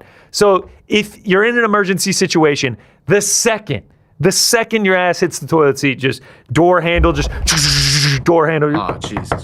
Hey man, you all right in there? And it's a nightmare scenario. It's a nightmare scenario. You need the solos, 10 solos lined up with each other, a lock that's just like, when you lock it, it's just like, giant red sign that's like, someone is in here. Leave them the fuck be. That's Final question. I have one more. We're going to move on. Someone's in, right? You're in one of these toilets. Someone starts shaking the door. How aggressive do you get? Because I go to 10 immediately. I hit him with one sec. And then if they're like, someone in there, man. Hey, man, someone in there. I'm like, all right, chill, man. Chill out for a second. It's the worst. Yeah, that's what I would hit him back with. Yeah, man. And sometimes I even just laugh it off if I'm just like taking a piss. And like the second I close the door, it's just like, hey, man, you all right, man? And it's just like, dude, chill out for 2 seconds. Happens to me all the time. Can I just say, when you're sitting in there and someone jiggles the door, it's locked. And then 2 minutes later, they're like, let me jiggle the door again. Because, maybe it's unlocked in the 2 minutes that I checked it. I'm getting very aggressive at that stage, Jordan. It's also, not good. You guys are so shy. Everybody poops. Everyone pukes, Speak for Just yourself. do it in public. Do it but anywhere. down here just Some of us are shitting full of everywhere. Jordan just shitting and puking everywhere he goes. Sorry about that, Hey, guys.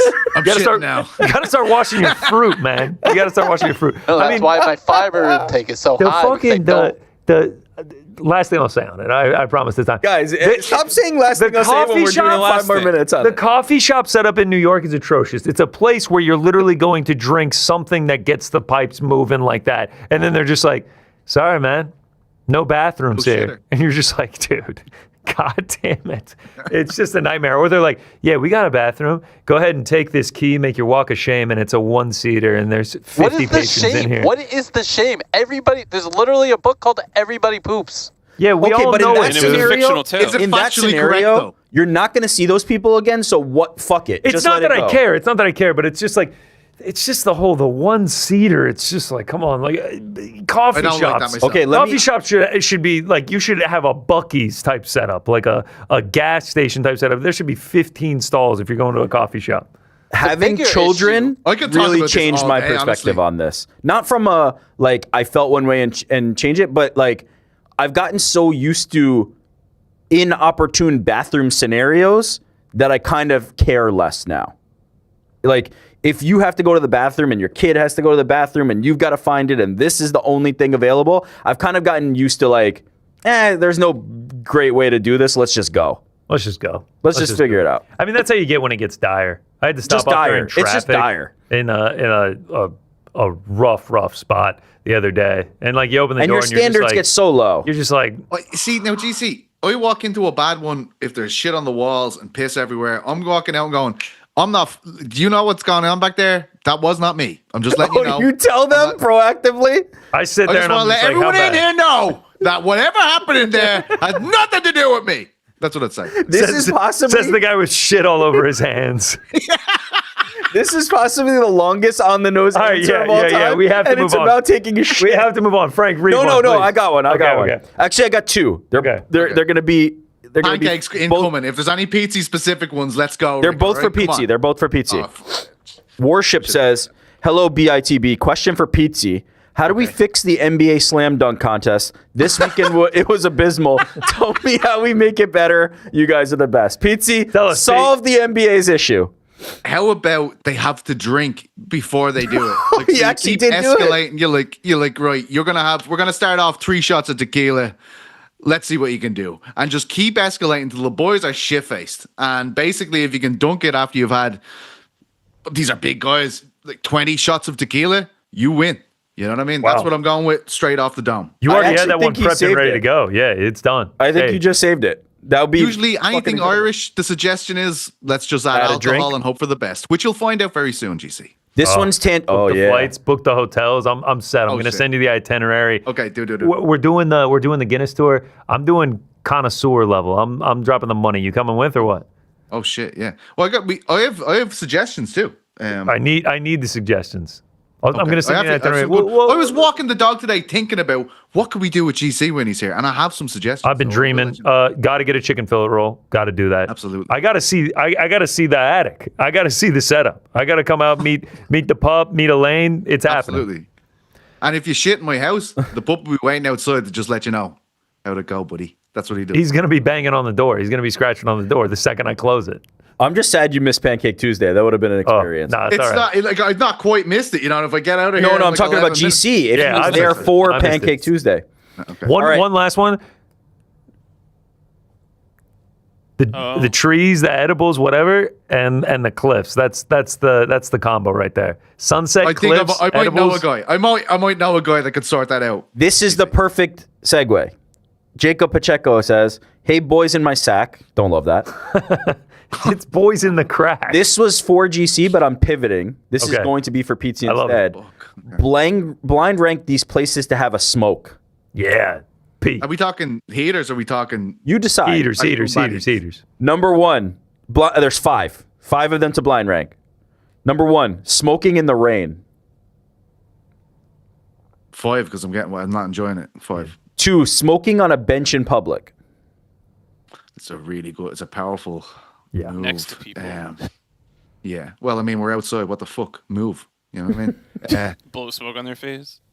Yeah. Well, I mean, it's a free world. If you're a real chiefer, you know where to put this one. You know, I thought Americans were all big on freedom, Frank. What the fuck is this? Number 3. Okay. Smoking bright and early in the morning, like a first morning cigarette. Depends if you've had a few the night before, it's not going down well. But if you're on a fresh pair of lungs, maybe haven't had one in a few days, and you're just like, you know what, I'm gonna rip a heater as I walk this dog down the road. I don't care who sees me. That's a number 2. You think the lungs reset every night? Smoking on the shitter. We call it the Elvis Presley. Wasn't that eating? Well, you see, you're switching up aromas there to the point where it's like, right, you're Switching blocking up out. aromas. You know, but then it's like because you're taking deeper breaths if you're on the shit. That would be 5 if I go back in time. That's a lot. It's 4. It's a 4. It's 4. All right. So what do you have left? 1? 1. I've got 1 left. Smoking in your car with the window down in traffic. Do you feel good about that? Yeah, absolutely. All right. Number one. That's better than the bench, you feel like? Hotbox everyone in the car as well. No, windows you're saying down. go windows up. down. Windows down. Windows Even down. better. Shoulder out. Yeah. On a Do you throw warm the spring butt out day. the window? Believe this shit. Yeah, we do, Frank. We do. You know what I mean? Yeah. Love No, it. you nailed it. Number 1. You Good nailed job, it. PT. All right, Frankie, you go. All right. Hi, all. Not to be Hey. a downer on things, but I've been a fan of the UFC since late 2015, and I'm finding the fan base, particularly MMA, Twitter, to be at its most negative and toxic since I first followed. The reaction to Tom Aspinall in particular is making me lose faith in the fandom. What are your thoughts? Yeah, it's pretty negative. It's pretty negative. bad. Like it's pretty bad, man. Like there is not a ton of positivity on the timeline, especially on Twitter, specifically Twitter. Yes, definitely. There's- It's also like right now, if I go on Twitter, it's just I get like, do you know the notifications thing is like it's always 20 and it's always just a lot of French dudes arguing amongst themselves. Like I'm not even involved. And they're The just worst. like it's going, man. But like, you know, I'm kind of used to it, I guess. I think it was when this first popped up, I was a bit more like, what the fuck is going on here? I'm kind of conditioned to the negativity and vitriol, I would say. Is that sad that we're conditioned to it? Yeah. Yeah. Should we be? Well, I I'd- mean, if you're not, you better leave the sport. Yeah. You Do know what we I mean? deserve It's better kind than of- this? I don't know. It's the sport. It's the sport we're in. It's the Aspinall thing is like a very MMA story because of it, right? Like the vitriol from the fan base that like just not believing him every step of the way. Like I was talking to Rick on the phone yesterday, and we were saying like, even if this guy was walking around with a pair of blacked out glasses and a guide dog and one of them sticks, people would be like, I don't know. You know what I mean? Like like anything could be the case at this stage, and Like- they'd just be like, I don't believe it. You know? No matter what he does, there's no person that doesn't believe it who's all of a sudden going to believe it. And it just all The more boils they try down to to explain- they're saying he is lying. Yeah. Yeah. Because he's afraid. Yes, Tom Aspinall is lying because he is afraid of Cyril Gane. He was losing Afraid the of fight, everything. He's afraid and of he fighting can't win. at all. Yeah. All right, here we go. Hi, boys. We all know featherweight is the GOAT division of top champions. What division is the second best? Ooh. Thanks, Dom. Man, Lightweight. you talk about lineage. Oh, lightweight's a great one. I- and Habib. I feel like it probably is lightweight. God, lightweight is good, huh? Charles Oliveira. I'm trying to look at lineages right now. Here we go. I got it right there. Anderson. Heavyweight's pretty fucking good. Now that John's in it, The champ in heavyweight's always been good. Do you know what I mean? like you get Kane, JDS, Mir, Verdum, Steep. Like you get a lot of good fighters. Okay, can I read you lightweight? Light heavyweight's good as well. Yeah, sorry, go ahead. Jens Pulver, Yeah. Sean Shirk, BJ Penn, Frankie Edgar, Benson Henderson, Anthony Pettis, RDA, Eddie Alvarez, Conor McGregor, Habib, Charles Oliveira, Islam Makhachev, Ilya Taporia. That's pretty fucking. That is fantastic. Yeah, it's not bad. You know what's a Liddell, Chuck? Jones. You get John. You get DC. You know what's a sneaky one though? Middleweight. You know why? Anderson. You get GSP. Shit. You get GSP and Anderson. Not bad. Yeah, that's pretty good. That's a sneaky one. The problem is the rest of it. Like you get Whitaker, you get Adesanya, you get Hamzat, you get Drickus. Like it's pretty good. It's pretty good. Yeah. Nah, but is that better than getting Islam and Habib, and then whoever else feels like a cheat? That feels like a cheat code. Conor McGregor. And Conor, it's like pretty. Not gonna lie, flyweight's not bad. DJ, Cejudo, Figgy, Moreno, Pantoja, and Van. I would dare say, I think lightweight's actually the best one. I don't think it's featherweight, but I think the specialness of featherweight is the limited company, right? Every featherweight champion is an absolute legend, GOAT status, like no I think that's doubter. what makes it so special. It's Pound not for pound necessarily argument when they were pound for pound. Yeah, lightweight. If you're just doing championship lineage, you can't mess with lightweight. Lightweight is pretty 155. insane. Yeah, The glamour division for the UFC. All right, Frankie, read one. Got one here. It says, His Holiness Rick and Georgia Connor. In honor of 1 year since you cut to Yahoo Finance, I'd love to know your thoughts on the dramatic increase in hyperscaler capex. Are the fears that the market is implying justified, or is this just a buy the dip moment? Additionally, would love to get your line for the amount of rate cuts you all predict for this year. Appreciate your financial Great question. commentary. Do you guys remember this event? No, I don't. What it was happened? like we had an audio takeover from one of the other studios in the middle of the show. when Rampage was on. Yeah, I do remember that. I don't know shit about finance. I for one, appreciated going down memory lane. Bo Goforth says, I'm not convinced that Eddie Hearn is not the voice of the Geico Gecko. They've lost me. Also, Frank, please bring back the meow drop. I should do that. Wasn't that just a recording of you saying it? Nope. That was not bad. Here's one from Mikey Z. The interviews you guys have been doing have been great. I think you guys should keep doing more. Thank you for that. But maybe instead of the bigger names, how about giving newer or lesser known guys a platform? A Steven Asplund, Angel Pacheco, Ty Miller, etc. You guys already do the work to familiar yourself and your audience with up and comers. It'd be cool to see you guys talk to them as they're starting to work their way up. I don't think that's out of the question. No, you've sold out, guys, by the sounds of that. Nah, just because we talked to, Mario Batista after a big UFC main event win doesn't mean we're too big for the up and comers. We're not too big for anyone. He also has a suggestion. My suggestion might be time to retire, replace pound for pound, as it seems like 1/3 of the hosts kind of mails it in, not saying any names, but who's to check? Well, what do we think? I think pound for pound's as strong as ever. Are we running out? Are we running out of pound for pound ideas? We've done a lot. Oh, a quick follow-up one. Not related, but interesting. MBE28 says, hello, boys. Got a quick one for you. We going to get wasted and play blackjack at Muckleshoot in March? Have a good show. If you're there, we're there, because we will be there. Sounds like a good time. Well, flights and hotels have been booked for Ireland. They've also been booked for the Muck, baby. We will be there. Tuesday night, Wednesday night, Thursday night? Tuesday night, Wednesday night, Thursday night. That's at the Muck, baby. Yes, sir. We'll be running around in the Muck, and then UFC Seattle. It's gonna be fantastic. I can't wait for it. GC. Yes, sir. Can I get the most Scouser accent? They have a quote: "A bottle of water for this sloppy shit." Jesus. I don't know why Ariel left that out last time he was doing it on the nose, but that's fucking bullshit. A bottle of water for a sloppy shit? Yeah. It's like I do the bottle of water with like English, just bottle of water, and then the Scousers, the sloppy shit. They're both terrible. They're both fucking You just terrible. made YFG 94's day. Yeah. But he does have one question. For sloppy shit. It's so bad. Is that a bit of Scottish in there, Pete? Or is it just bit. all it's garbage? Like Irish. It's nearly Irish and something else. It's. Can you say it, Petesy? What's the line? A bottle of water for this sloppy shit. A bottle of water for this sloppy shit. That's not bad. Oh, There's like a bit of like, I don't know what it is in it. There's like a Very bit of good, something that gives it that like Molly McCann, Patty, like that Scouser. That accent you've is got it. It's the unmistakable. best accent. You've got That's it. great. I got to work on my Irish accent. I'm Darren speaking Till with just it the whole going time. off on a rant is like one of my favorite things in the world. There is a last part to this question, which is thoughts on buying for Ariel a pair of Oakley Meta glasses so he could do some POV content. He already Without has the a pair, doesn't he? He does, yeah. He was We're not talking buying- before he went away. Yeah, we're not buying him shit. I think he got sent a pair.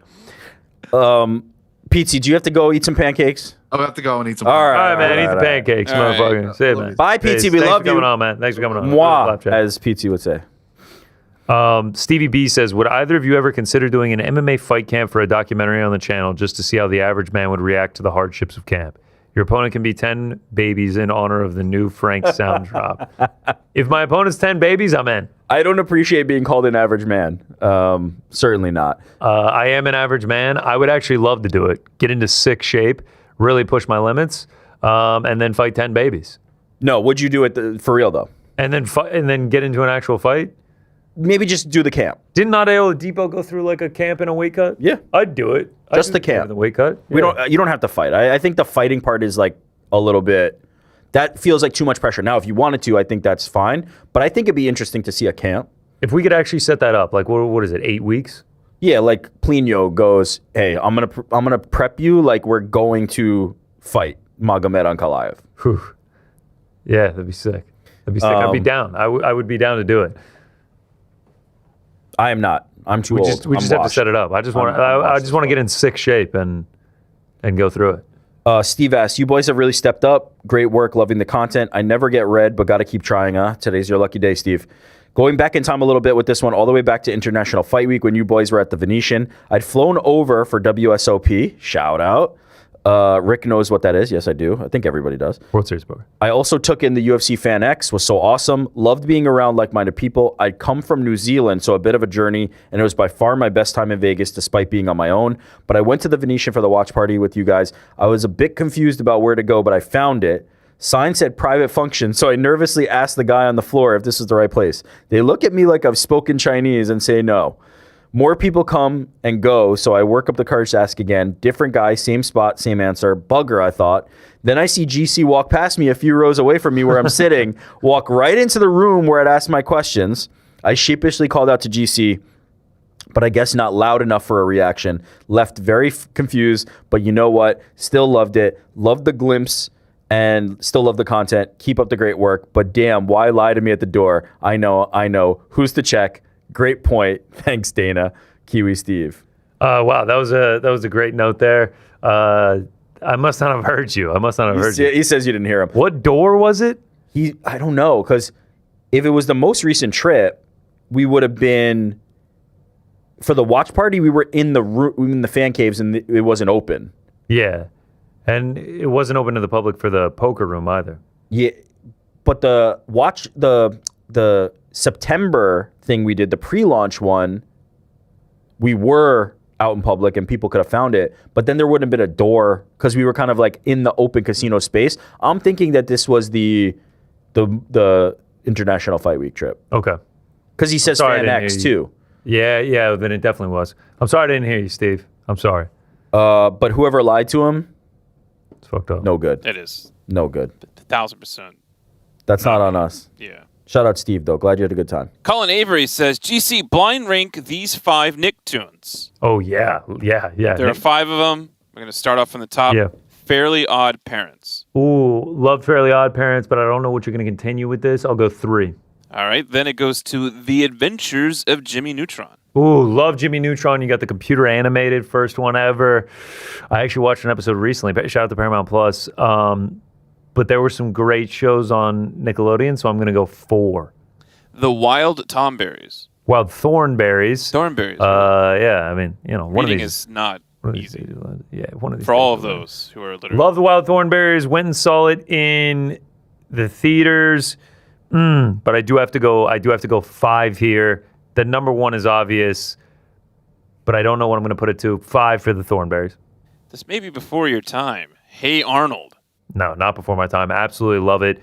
People think that it's set in New York. It's actually, Is it not? It's actually set where we're going, Seattle. Number 2, solid. Shout out to Helga. Love Hey Arnold. SpongeBob SquarePants. Yeah, that's 1. Auto 1.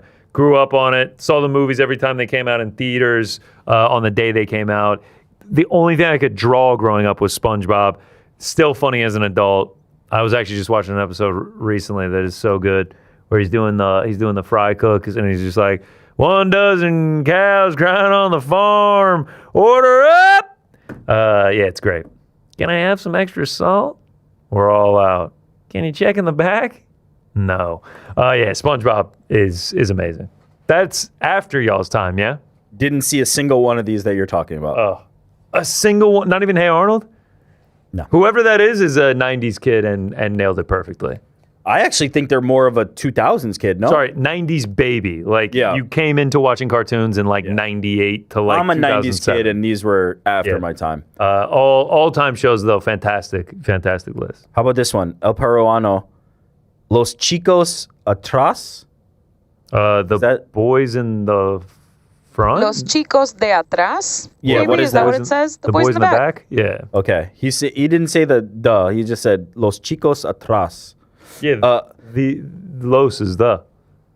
No, but in the back? Like LOS is the. I see what you're saying. That question about coming up to use your bathroom at Uncrowned HQ had me laughing hard, like a madman, and got me thinking about awkward experiences. Okay, what is I he love talking about? Using the bathroom to come up? That guy sent the message and was like, I work in the Yahoo building and I work on the 3rd floor, but we don't have public restrooms. Can I come up and take a sloppy shit? I've been holding it in for 4 days. That's what the genesis of the other one was as well. Oh, wow. Had anything particularly awkward happened lately, other than people throwing up, I guess? Recently, while riding my bike to work, I rode past a cat and I said psst, psst to it right as a lady jogger ran up. From her expression, she clearly thought I was signaling to her. I started to speak and then got really embarrassed and rode away as fast as I could. Hopefully I never see her again. Thanks, boys. All cat calling, no matter who it's to, is not allowed. Okay, a couple Even things to there. a literal cat? Even to a literal cat, apparently. Absolutely love awkward situations. I still think our best pound for pound was inspired by the main eventer this weekend, Anthony Fluffy Hernandez, of just pound for pound awkward situations because of the awkward situations we shared with him. 2, the throwing up wasn't awkward.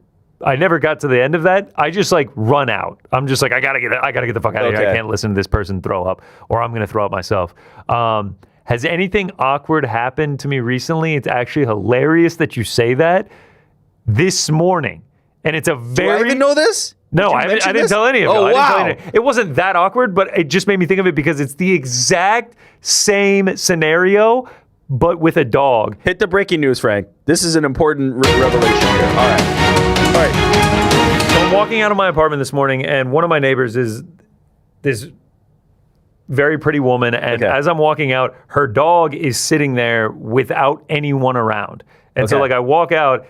Wait, so she's not there. You recognize the dog because you know her dog? Yeah. See her all the time coming and going. She lives just down the hall from me. Yeah, what's good, blah, blah, blah. I've seen the dog a million times. Walk out, the dog's right just there. Yeah. He's just sitting there, and I'm just dog voice. I'm just oh, what's up, dude? How's it going? As I'm saying this, I'm looking up and start walking, she turns the corner and she's oh, hey, I don't know, and then I'm just yeah, hey, how's it going? And just go on about my day. But as I was leaving the apartment, I was is there a chance that she thought I was saying hey, dude, to her? Because she felt the way she said oh, hey, how's it going? It sounded like a response to me saying, hey, dude, to the dog. And I think she thought I was saying it to her. That's on her, though. It was still a little bit. I don't think so. If she was how dare you talk to me like that? And then you're no. And then she's no, I've heard enough. That would be really awkward. I think that would not be awkward. That would be weird. I would be okay, have a good rest of your day, I guess. And then she follows up, to my dog. Don't talk to my dog. I think she was just frazzled. Thought I was talking to the dog. And knew you were talking to the dog, but I think she was just frazzled. Yeah. Because I'm putting in the mindset of like, she probably left the dog there to go do something real quick. She's running back, and then you're talking to the dog, and she's just like a little bit scrambled. Okay. I don't think you're in hot water with her. No, I don't think it's hot water. I think it's I don't think I don't you're, think she's gonna move out or anything. Did that guy call me dude earlier? I don't think you are viewed as weird for saying what you think she said. So you're saying there's still a chance? Yes, definitely. Gets I mean, brought you up on can the bring it first up date, next time yeah. you see her. So remember that moment where, and that'd be a great way to kick it off for sure. Just go into that conversation about that. She watches the show and hears you break this down. You All right. think I'm that big of an idiot? Nah, he didn't name the dog. He's smart. All right. Or the person. Or the person. Could have been anyone. All right. Max, shout out BITB. The vibes are immaculate day after day. Question about our beloved heavyweight division. Is the last time the division was remotely fun when Pavlovich and Tom were on a collision course? I never believed John Tom was happening, so I don't count whatever that was. While it was cobbled together last minute, there was at least intrigue between two guys under the age of 35 with first-round stoppages for days. Is our only hope going forward a Walter Walker heel hook streak for the ages? Thanks, guys. Shout out LaDainian Tomlinson, Max. Shout out to LaDainian Tomlinson all time. It's a great point. When's the last time we were really actually like, oh my God, heavyweight actually has some life? Maybe John Jones coming back. John Jones, Cyril Gane was my answer. Yeah, UFC 285. That was huge. I like Pavlovich and Aspinall as a fight, but it wasn't to me like, this is heavyweight, oh my God. Like, John Jones coming to the division was the last time I was like, oh fuck. Because it also did coincide with Sergey being on that incredible streak. Yeah. Tom was coming up. Yeah. Cyril Gane still had a chance to be something in the division. Obviously still does, could end up being an undisputed champion.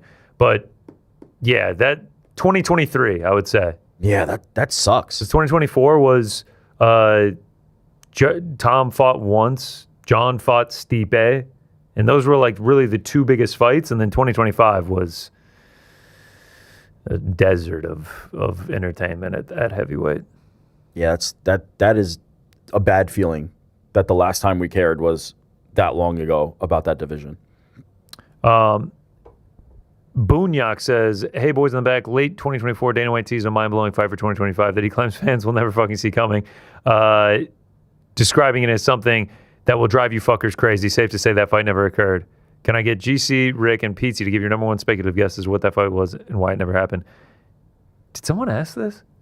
It's been asked in variations.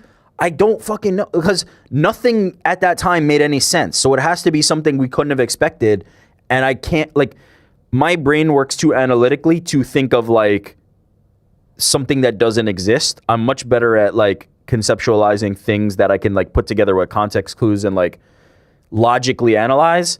The idea of just like Dana White was thinking about two fighters who are not even in the UFC fighting, my brain doesn't work that way. I have no fucking idea. That's what I imagine.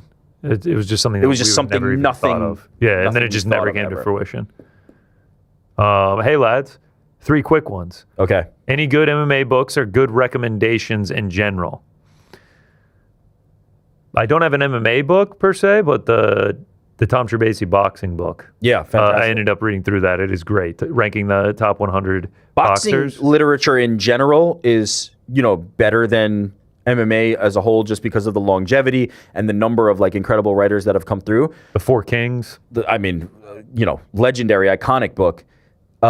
In MMA, it tends to be more the biographies or the autobiographies, right? Like Ben Askren just recently came out with a great one. Ronda Rousey's fighting. She had one that I think was a bestseller, as PT highlighted when he was talking about like the magnitude of the fight. Those tend to be where the writing in the MMA space tends to be.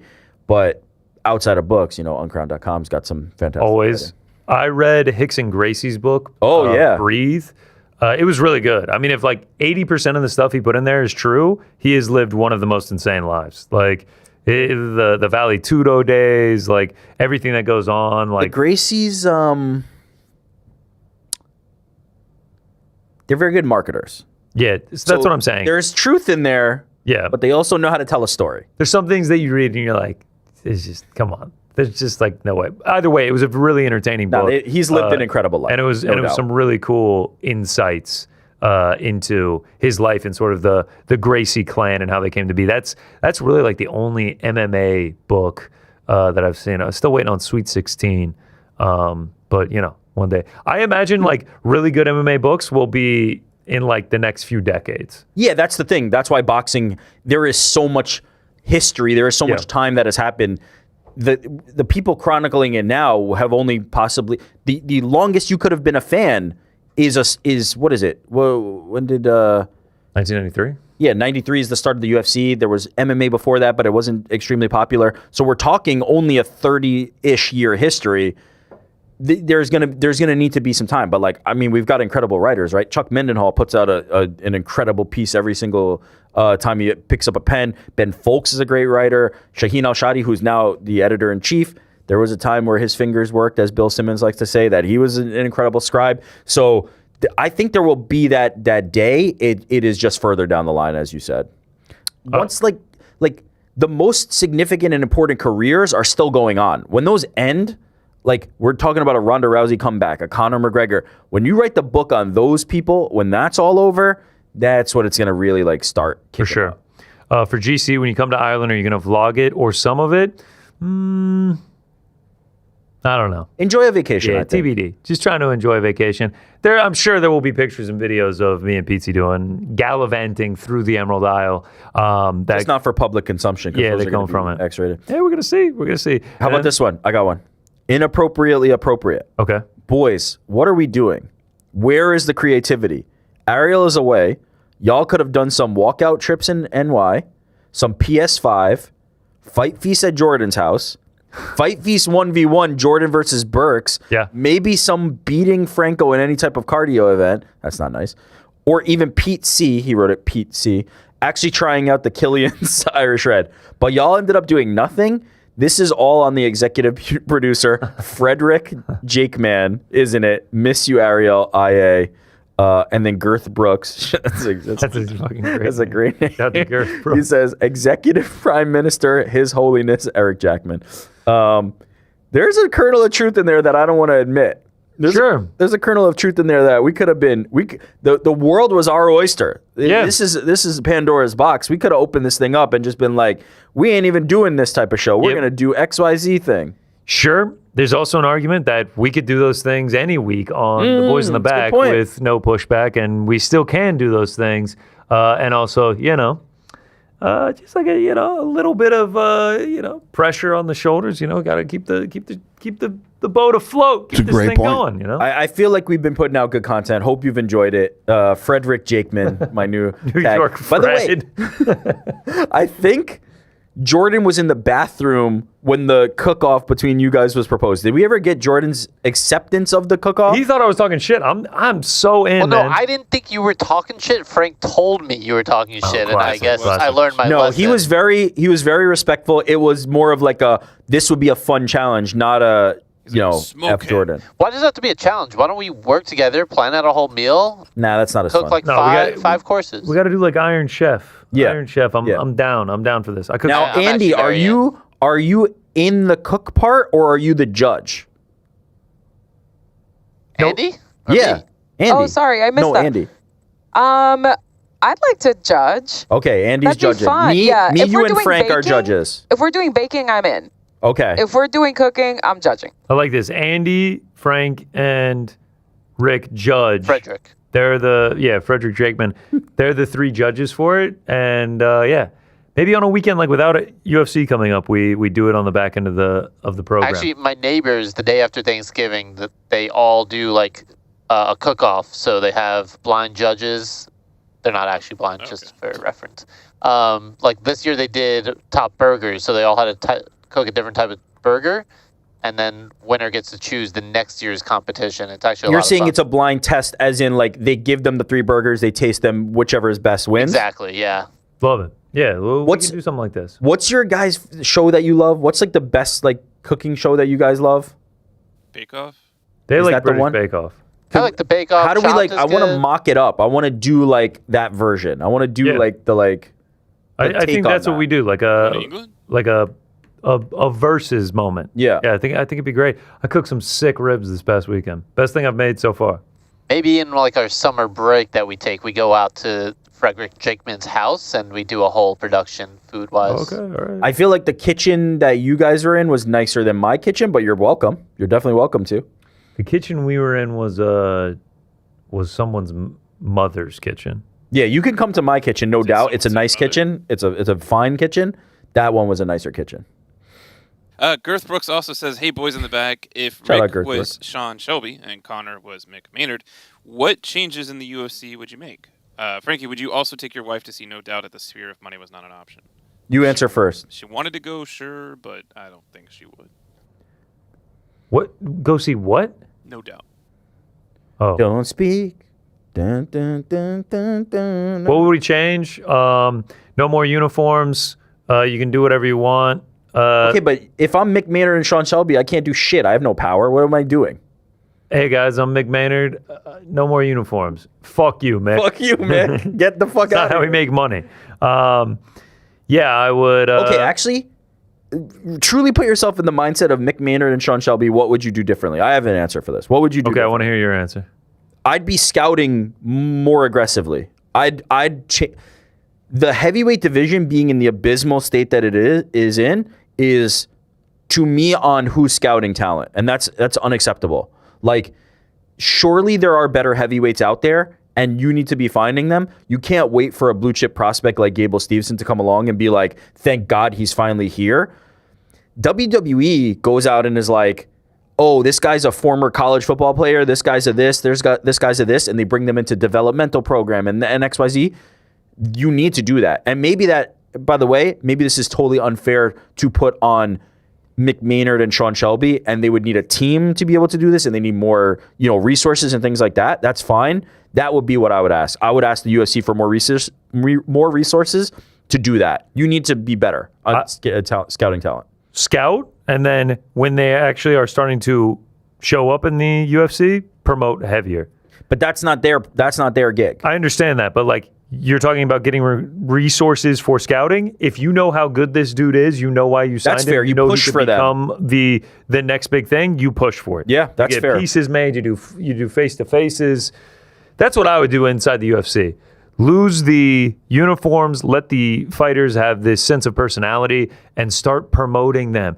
Do face-to-faces, do actual promo highlight reels, getting these guys, building them up, build storylines, sell the fights, really make an effort to try to get people to tune in that wouldn't normally tune in. Not just like the UFC's on, so I'm watching. You have that fan base that's always going to be there. You want to grow that. Build an aura, build a mystique around these fighters. You have several fighters on the roster that are undefeated champions. They should be mythical fighters. You should build them up as these guys that can never be beat. And then when they do get beat, now you're building the guy that beat them.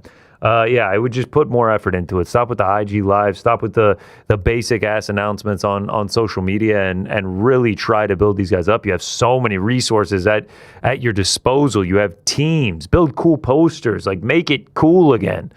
That's what I would do. How do we feel? Do we feel like we answered enough? Here's one for you. Rick, have you ever seen any of these movies? If so, hit me with your quick opinion on them. Okay. Under the Silver Lake. I don't think so. I have to see posters that will help jog my memory. I have not seen this, no. I Saw the Devil. I've seen I Saw the Devil. Loved. Keeper.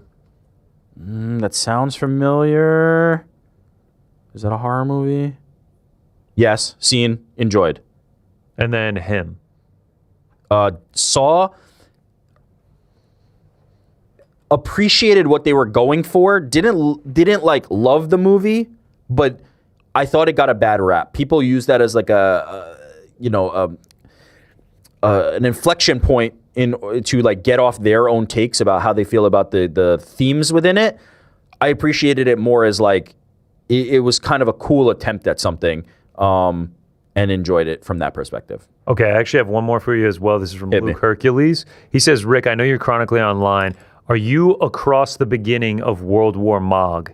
What are your thoughts on Clavicular getting frame mogged by ASU frat leader? Also, do you think Chad Androgenic has a chance to take the throne? No, because didn't he pull out? He's not willing to fight or mog against ASU frat leader. I'm aware of all the things going on. We fully reached the point that this has jumped the shark because of old people who are not cool at all talking about, like, once the brands start doing it, once the people that you look at and are like, oh yeah, that guy's like an uncle, he's not cool at all, he's a fucking unk, are doing this, it has jumped the shark and it is no longer cool. So we've reached that point with this, 100%. You're not looks maxing? You're chud maxing. Yeah, for sure, yeah. All the brand accounts like trying to do this are just pitiful. It's so sad. It's so bad. Yeah, I know very little about this. I see all the tweets, and then it's like reading a foreign language. That's the gimmick. Yeah, though. I'm old and okay with it. I'm old and okay with it. But the key is it sounds like a foreign language to you, but you actually kind of know enough of what's going on. The fact that you do is the proof that it's not cool. When people first read it and 90% of the people had no fucking idea what was going on, that was when it actually had like popularity and was kind of cool. Now it has become uncool. Jump the shark. Yeah. As they say. Irish lad, hey guys, do you not think it's a bit unfair all this Gable Steveson fighting on the White House card talk? There's maybe 12 or 14 spots on the card and he's going to get one. Sure, he's credentialed and everything, but those spots should go to guys that have put in work in the UFC. Additionally, I could see him getting some of that Bo Nickel hate for getting privileged treatment. Also, if I could ask, would a 43-year-old Cain Velasquez be a top 5, top 10 heavyweight in the current UFC? Wow. Maybe he needs money and comes back? He might be able to be a top 10 heavyweight. I think he could actually be a top 10 heavyweight. 43 at heavyweight? Like, Andrei Arlovsky's still fighting at like 48. Like, you see guys like Glover Teixeira at light heavyweight getting titles at 43. I think Andrei Arlovsky could be a top 10 heavyweight. Yeah. Didn't he lose like 4 straight? Yeah, so?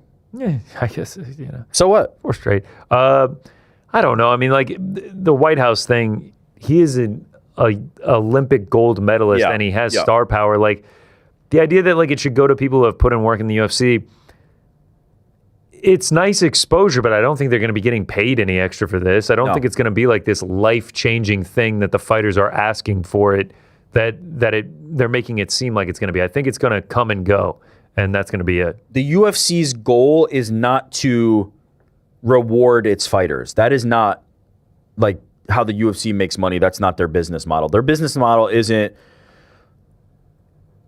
you've been in great service to us, so here's your reward. Now, if you're asking me whether I think it should shift toward that, that's a different question altogether. But that is not currently their business model. So the idea that they'd go, hey, we have this guy currently under roster, he's a top 15 guy, let's give him the spot instead, versus, hey, if we put somebody like Gable Steveson with all the attention and all the accolades in this spot, he gets a huge win here, and now we can capitalize on him further in a way that we couldn't with that top 15 guy.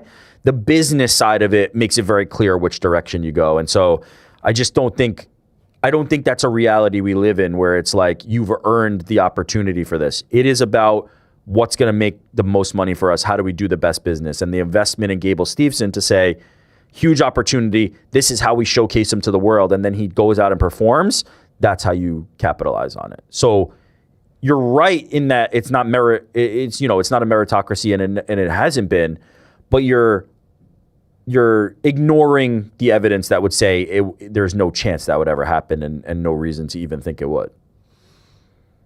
I'm with you. Gable is unique. Let's get in 2 more here. All right. Just to get to 30. Yeah, clean 30. So Various says, what's up, BITB? Do you think the UFC would ever start cutting boring strikers like they are beginning to cut boring grapplers?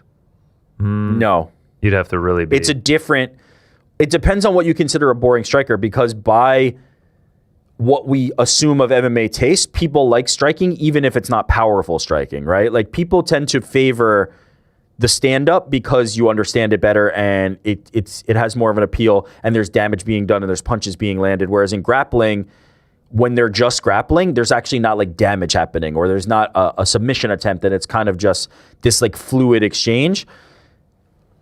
Fluid exchange was a bad way to phrase that. And I just think striking is held to a different standard. Should it be? No, I appreciate good grappling. Like, I think Movsar Evloev and Aljamain Sterling was like one of the best fights of last year. It was a hell of a fight, and it was all grappling. But I don't blame people for their proclivity to liking striking. The part that baffles me a little bit sometimes, though, is why don't you just like kickboxing? Like, Right. Why don't you watch Muay Thai? why don't you watch Muay Thai or kickboxing if the only thing you like is the striking? If you're somebody who's like, I prefer striking to grappling, but I'm okay with the grappling, understandable. That I'm kind of like on board with. But when you're like, the moment it hits the ground, boo, fuck you, like, go watch something else. I don't understand why you're even doing this. Yeah, I mean, there are leagues, Muay Thai and Yeah, kickboxing. they have Muay Thai is striking. incredible to watch. I Yeah, love it's watching Muay really Thai. fun. All right, last one. Aaron Moran from Ireland. Moopy Moops on the Discord for Uncrowned. Frankie, I'm sure you know about that. Hey, lads, first time asking a question. I'm currently in the hospital after flat foot reconstruction. Man, sounds tough. Hope that gets better. My question is, do you think the PFL should allow some of their fighters to fight on this Ronda Rousey, Gina Carano card to bring eyes to their product? With the contracts, that might be difficult, and I just don't know if there's a great translation from, oh, that guy fought on PFL, I want to see him watch again. I guess maybe if they put on like an unbelievable performance, but I don't know. And then lastly, also, if you lost a limb, would you rather lose an arm or a leg, and how would you do without one? Rather Leg. lose an arm. Leg. Wow, I'd go arm. Explain. Let's Just because I want to be able to walk and run with 2 feet. I guess you could get Prosthetic. a prosthetic. Yeah, I guess you could get a prosthetic. I would rather have my feeling sensation in my hands Yeah.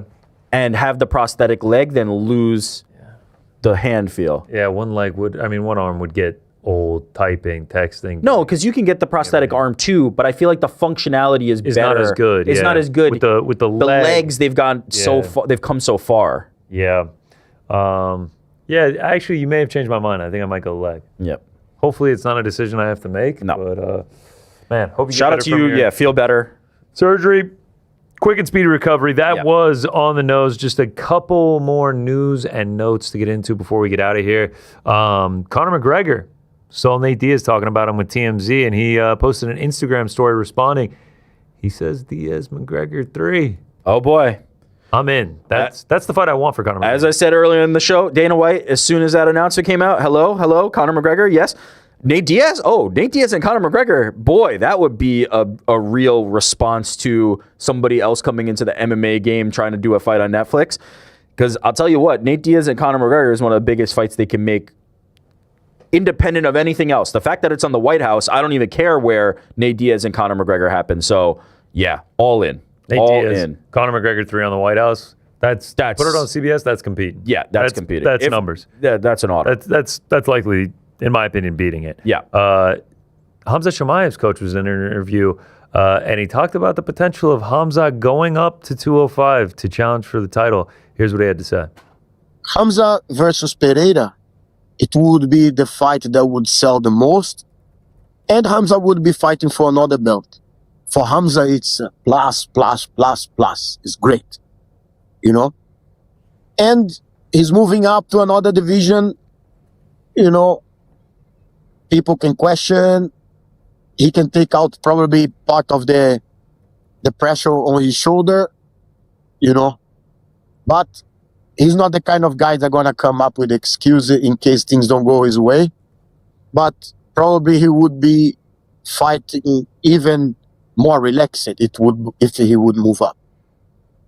This is me having the vision by Hamza's side if I would be him. So if I would be Pereira, I would never accept that fight. All right. That was Alan Nascimento, Hamza's coach. He goes on to say, we cut the clip there, he goes on to say the reason he wouldn't accept it is because it's a risk, right? If I'm Alex Pereira and I have the belt, I'm not incentivized to do that. I'd rather go up to heavyweight. So it's not like he was saying Alex was scared. Like, he's not saying that. It sounded like he actually has a lot of respect for... He's really talking about from the actual benefits of taking the fight. Hamzat is getting a massive fight, upside. up a weight class, going for a second belt against a superstar in Alex Pereira. Alex Pereira is sort of just sitting on his belt when he could go up to heavyweight and contend for a triple belt. Hamzat versus Alex Pereira, if he doesn't go up to heavyweight, would be massive. It makes a lot of sense, you know? Like, it's like there's not a list of guys at middleweight that, like, we missed the Izzy era, right? Like, Hamza Chimaev came in at a time where Dricus du Plessis took the belt from Izzy. Izzy would have been the one guy that it feels like, okay, there's a legacy-defining thing happening here. And so there's not a queue of middleweights that I'm like, man, I can't wait to see Hamza fight this guy. Sean Strickland, I'd really like to see him fight because I'm interested in the theatrics around it. I'm interested in what the press conference is going to be and all those things. But stylistically, it's not that fight for me. Fluffy, maybe a little bit, but it's not like I have to see this. So the idea of Khamzat Chimaev potentially going up to light heavyweight and fighting Alex Pereira, I can't say I'm not interested. I can't say that that's not a fight I wouldn't want to see. I'd like to see that would be one of the most pure striker versus wrestler matchups that you'll ever see. Yeah, 100%. I mean, obviously, two of the biggest stars in the sport today, be Khamzat going for a second belt.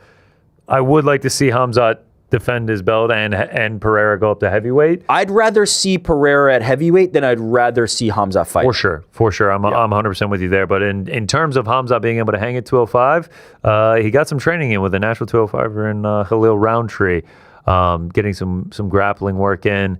I don't think with how big Khamzat is, I don't think the size would be a massive issue. I mean, he's standing here with a light heavyweight.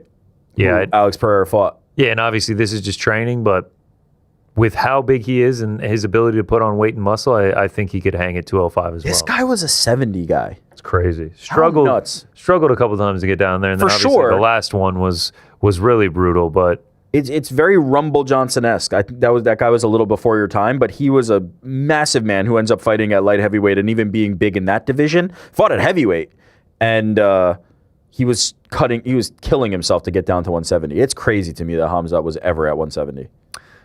Speaking of great wrestlers and grapplers, Gable Steveson was interviewed by Submission Radio and talked about Islam Makhachev, potentially how good he would be if he solely focused on wrestling. Take a listen.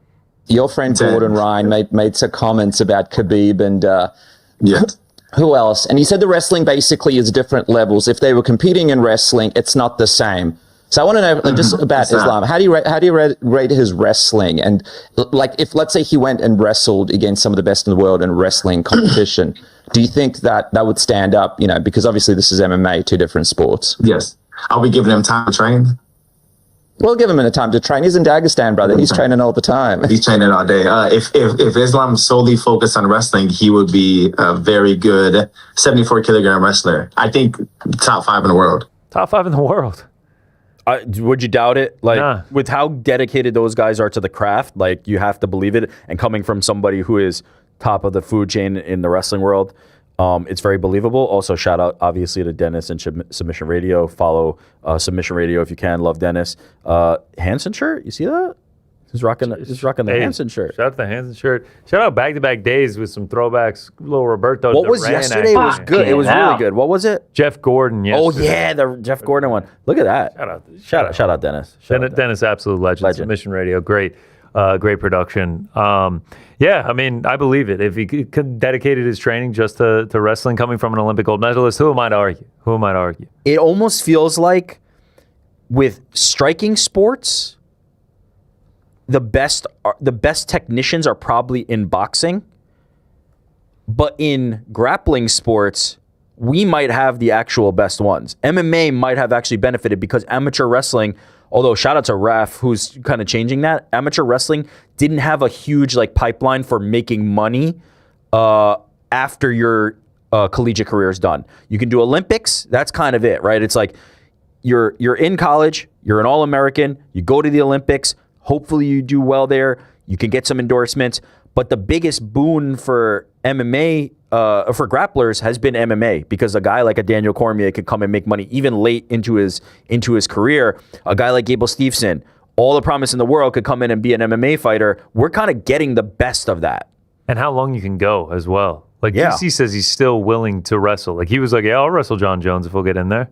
Yeah. Obviously, Johnny dealing with some arthritis. But yeah, the age, it is great. Hopefully they continue to have success. We got an announcement, a couple of fight announcements for Game Bred Bare Knuckle and some familiar names in a 16-man bare knuckle tournament. Announced matchup so far for the heavyweight tournament. Opening round, I believe, is going to be April 10th.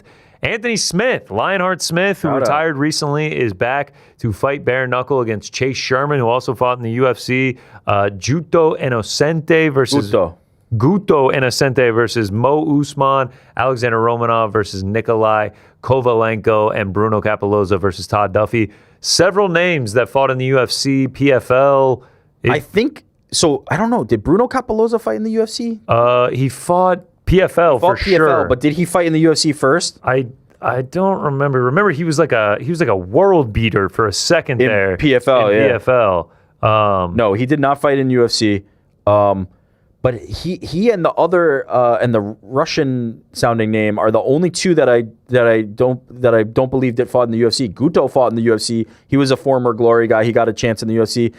It's a deep look, let's call it what it is. Heavyweight is not a great, even in the UFC, heavyweight is not a great division. For what is out there still remaining in the combat sports landscape, they put together a nice little tournament. So kudos to Jorge Masvidal. He did all right for what's left out there at heavyweight. Yeah, not bad at all. And several of those names have never competed in bare knuckle. Yeah. Especially to get a guy like Anthony Smith. He's the biggest name on there. Todd Duffy as well. Todd Duffy's still out there doing it. Sure. Yeah, we'll see how it goes. We'll see how these guys do. And we've got bare knuckle. BKFC coming out with the $25 million tournament. Yeah. Remember though, now this is just clicking with me. Anthony Smith has always, was it bare knuckle or was it power slap that he was such a diehard fan of? He likes all of them. Yeah. It was power slap that he loved though. I was thinking that he was a diehard trust bare me, knuckle. he loves bare knuckle too. Believe me. Well, he's going to get his chance at the Game Bred 16-man tournament. So yeah, it sounds like they're playing that well. It's on a Friday to not go against UFC 327 that's happening in Miami that weekend. I would imagine. I don't know if I saw where this is taking place, but I would imagine it's going to be in South Florida. So interesting stuff there. Dana White at his most recent press conference after ZO3 was asked about Terrence Crawford versus Joaquin Buckley. And he sort of said, who? Terrence Crawford versus who? Joaquin Buckley did not take too kindly to that. Here's what he had to say. Terrence Crawford and Buckley. I know these questions about boxing and MMA guys. Terrence Crawford and who? Dang, Dana. You done forgot who I was, huh? Right? You done forgot the dude that got, knockout of the year 2020, right? One of the most viral knockouts known for the UFC. You forgot one of the guys that you said, hey, man, this is the dude to watch out for in 2021, right? With Hamzat and Kevin Holland. You forgot that this is one of the guys that went on that 2024 crazy streak, right? In a new weight class at welterweight, knocking out 3 ranked opponents. You forgot that this was one of your most viral fighters that always get his name clipped and mentioned in everything he do. Look, Dana, it ain't nothing personal, bro. I think what you're doing for Zuffa Boxing is incredible, and especially giving boxers the opportunity to go out there and really build a name for themselves. But if you don't think that MMA fighters have an ability or have a place for Zuffa Boxing, I really believe that you are mistaken. And giving us an opportunity, man, to go out there and really put it on, some of these boxers and really show them, what it takes to really kind of go out there and put on a performance of a lifetime, right? Utilize us as a tool. Joaquin Buckley staying on it on social over the last couple of weeks. I will say in defense of Dana White, I do think that it was just him thinking boxing, them saying Terrence Crawford and Buckley, and he was like, wait, who was that? I don't think someone presented. Well, then later he goes, UFC Buckley? He does connect the dots at some point. I don't think it was someone was like, Joaquin Buckley, your fighter on your roster, and he was like, I don't know who that is. Yeah, it's a great point. Yeah, this is a great point. He goes UFC Buckley. Then they're like, yeah, and then he kind of goes like, are you dumb? How do you feel about Joaquin Buckley in general? He's fine. I think he talks a lot, but I would rather that than the inverse of someone who just doesn't post anything at all and they're just completely uninteresting. Joaquin Buckley is a character in the sport. He draws attention, he draws eyeballs, and most of the time, save for his last fight against Usman, he's in fairly exciting fights as well. I'm there too, but I feel like there was a real wave of people being cringe. And I get he's responding to everything, but to your point, that closed mouth doesn't get fed. And I kind of appreciate what he's trying to do here in terms of just stay in the news, react to things, just throw out opinions. He's not scared of somebody's going to say something. Dana White says something about him. He uses that content. I kind of appreciate what he's trying to do. Okay, you say cringe, but in the lead up to that Usman fight, there was a fan base behind him for sure. Good. the tides were turning and people were definitely supporting him, and he was moving up at 170 in the rankings, and he was on a really nice win streak there. I don't think people thought he was cringe. I think he had a nice Okay, because there was that time when he called out Conor McGregor. That was tough. In that moment, everybody was like, F this guy, he sucks, it's cringe, he's stupid. And I just feel like the alternatives, as you said, are a really boring guy who's like, you're a great fighter, but you don't know how to like do any kind of promotion. You're not interested in being involved in anything. And he's a great fighter who's also kind of like, hey, let me talk. Like, he talks about, let me get there in there in Zuffa boxing. I think he's serious. Like, I would actually watch, if you were Dana White, sending Joaquin Buckley to Zuffa boxing would be a way to get MMA fans or UFC fans who are watching your product to now potentially tune into Zuffa boxing, even if it's to watch Joaquin Buckley lose, right? Even if they're like, he can't do it, he can't box, there'd be a portion of people who'd watch that.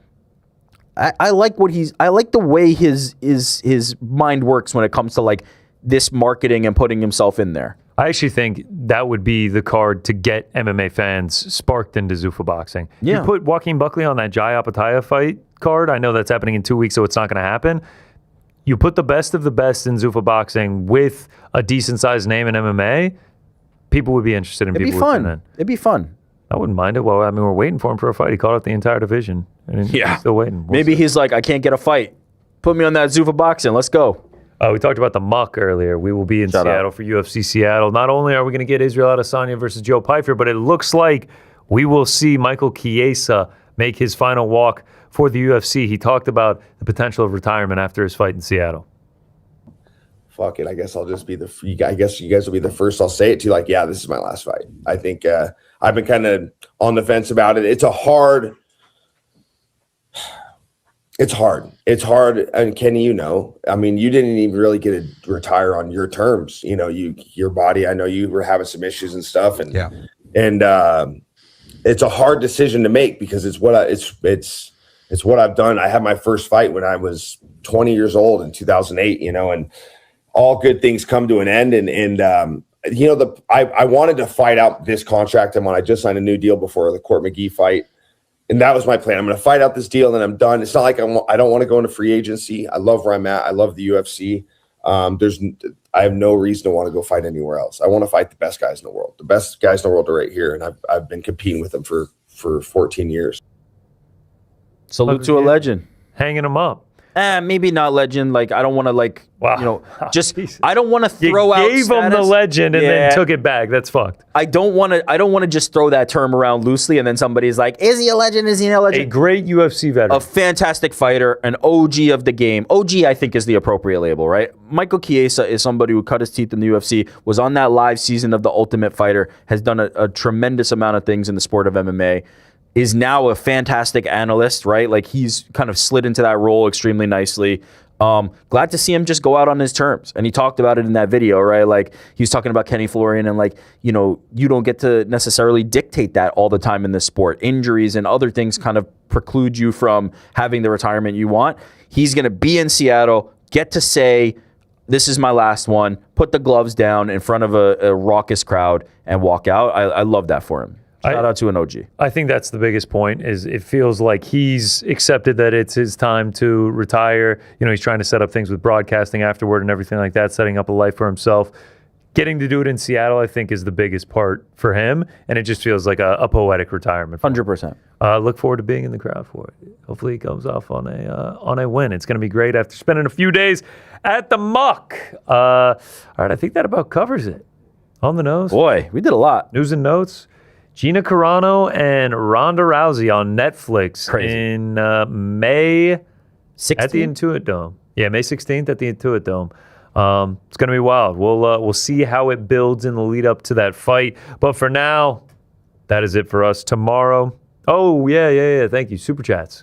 What do we got? Super chats. They're extra super. Cosmo Kramer 28 says Ronda Rousey, comeback fighter of the year. Let's just say that you know the phrase, I'm never wrong, just early. That's all I'm going to say for now. That's all I'm going to say for now. This is like beating up babies. It's like beating up babies for me. That's how I operate. It's like beating up babies. I've never been wrong. I've never been wrong. That's why I love I've just been working with early. you. I've just been early. This guy's constantly correct with takes of gold. Golden tapes. Shout out to Martin Boot. I don't even have to say it. They're saying it for me. Shout out to Buchecha. Or did you say shout out to Martin Budai? Shout out to him too. Yeah, shout out to Budai too, because he, Oh. you know. Boys in the back. Stop with us. Petesy with the crack. Is there any way you could put your pound for pound list up on the website or something? I was only able to remember King of Kong. It was great. Cheers, lads. Shout out Frank. Woo! I will not be commissioning anybody to assemble a Boys in the Back pound for pound, but if anybody wants to go back into the archives and do it themselves, kudos to you, congratulations, and let Lawrence know. Yeah, I will please- not be. Please feel free. No chance. No chance. You kind of get them when you got them. Yeah. And you can go back and watch them. That's about it. But thank you for watching, Lawrence, and enjoying pound for pound. King And of last- pound. Pete and the boys, quick one. Where would you guys rank Will fucking Fleury at heavyweight in the UFC? And would he take Gable? Think about it. Will fucking Fleury, I mean, he beat a UFC heavyweight. So, like, he'd have to be a ranked UFC heavyweight. So, like, he'd have to be ranked, no? Yeah, I mean, he's coming off, boy. The last time he lost was 2020. Sure. He'd have to be. He has a no contest against Krzysztof Jotko. I don't know if he had lost that fight because it says they got overturned to a no contest. I don't know the situation there. I'm forgetting it off the top of my head. But yeah, I mean, a win over Martin Budai tells me like he won by decision. Yeah, so a win over Martin Budai tells me like where you are in your career. I would as I said, I want to see Gable versus top level competition. I know you and Petesy were a little more okay with like the slower approach. I think he could fit right into the division. Sure, he could be an opponent for Gable, but I think they have enough names and bodies on the roster that they can throw somebody at him. Yeah, put him top 10. I'm down. So you're back with me now. Will Fleury. Oh, put him top 10. Yeah. Not Gable though. No. Will Fleury went 7-1 in the UFC. Yeah. No, I'm sorry. That's Martin Budai. I was like, when was Will Fleury even in the UFC? He was in Bellator though. Yeah, and PFL. Sorry, I was looking at Martin Budai's Tapology. And he's out. Anything else, Frankie? That was it. Okay. All right. I think that just about does it. Tomorrow, tune in. Uncrowned Films. Uncrowned Films. DC. DC in Thailand. Hanging out in Thailand. Our boy, E.K.C. Leiden went and spent a couple weeks out in Thailand, ran into DC. And it's going to be a great behind-the-scenes documentary about that. Uncrowned Films is on fire, baby. The docs portion of the outlet is on fire. Make sure to tune in that, airing at 1 o'clock tomorrow. Then we'll be back on Thursday, normal time for Boys in the Back, and then the crack on Friday. Leave a message. 415-SUB-BITB. Give us a call. We will play those pound for pound. UFC Houston preview. We're back. We made it through the week off. We're back on Thursday.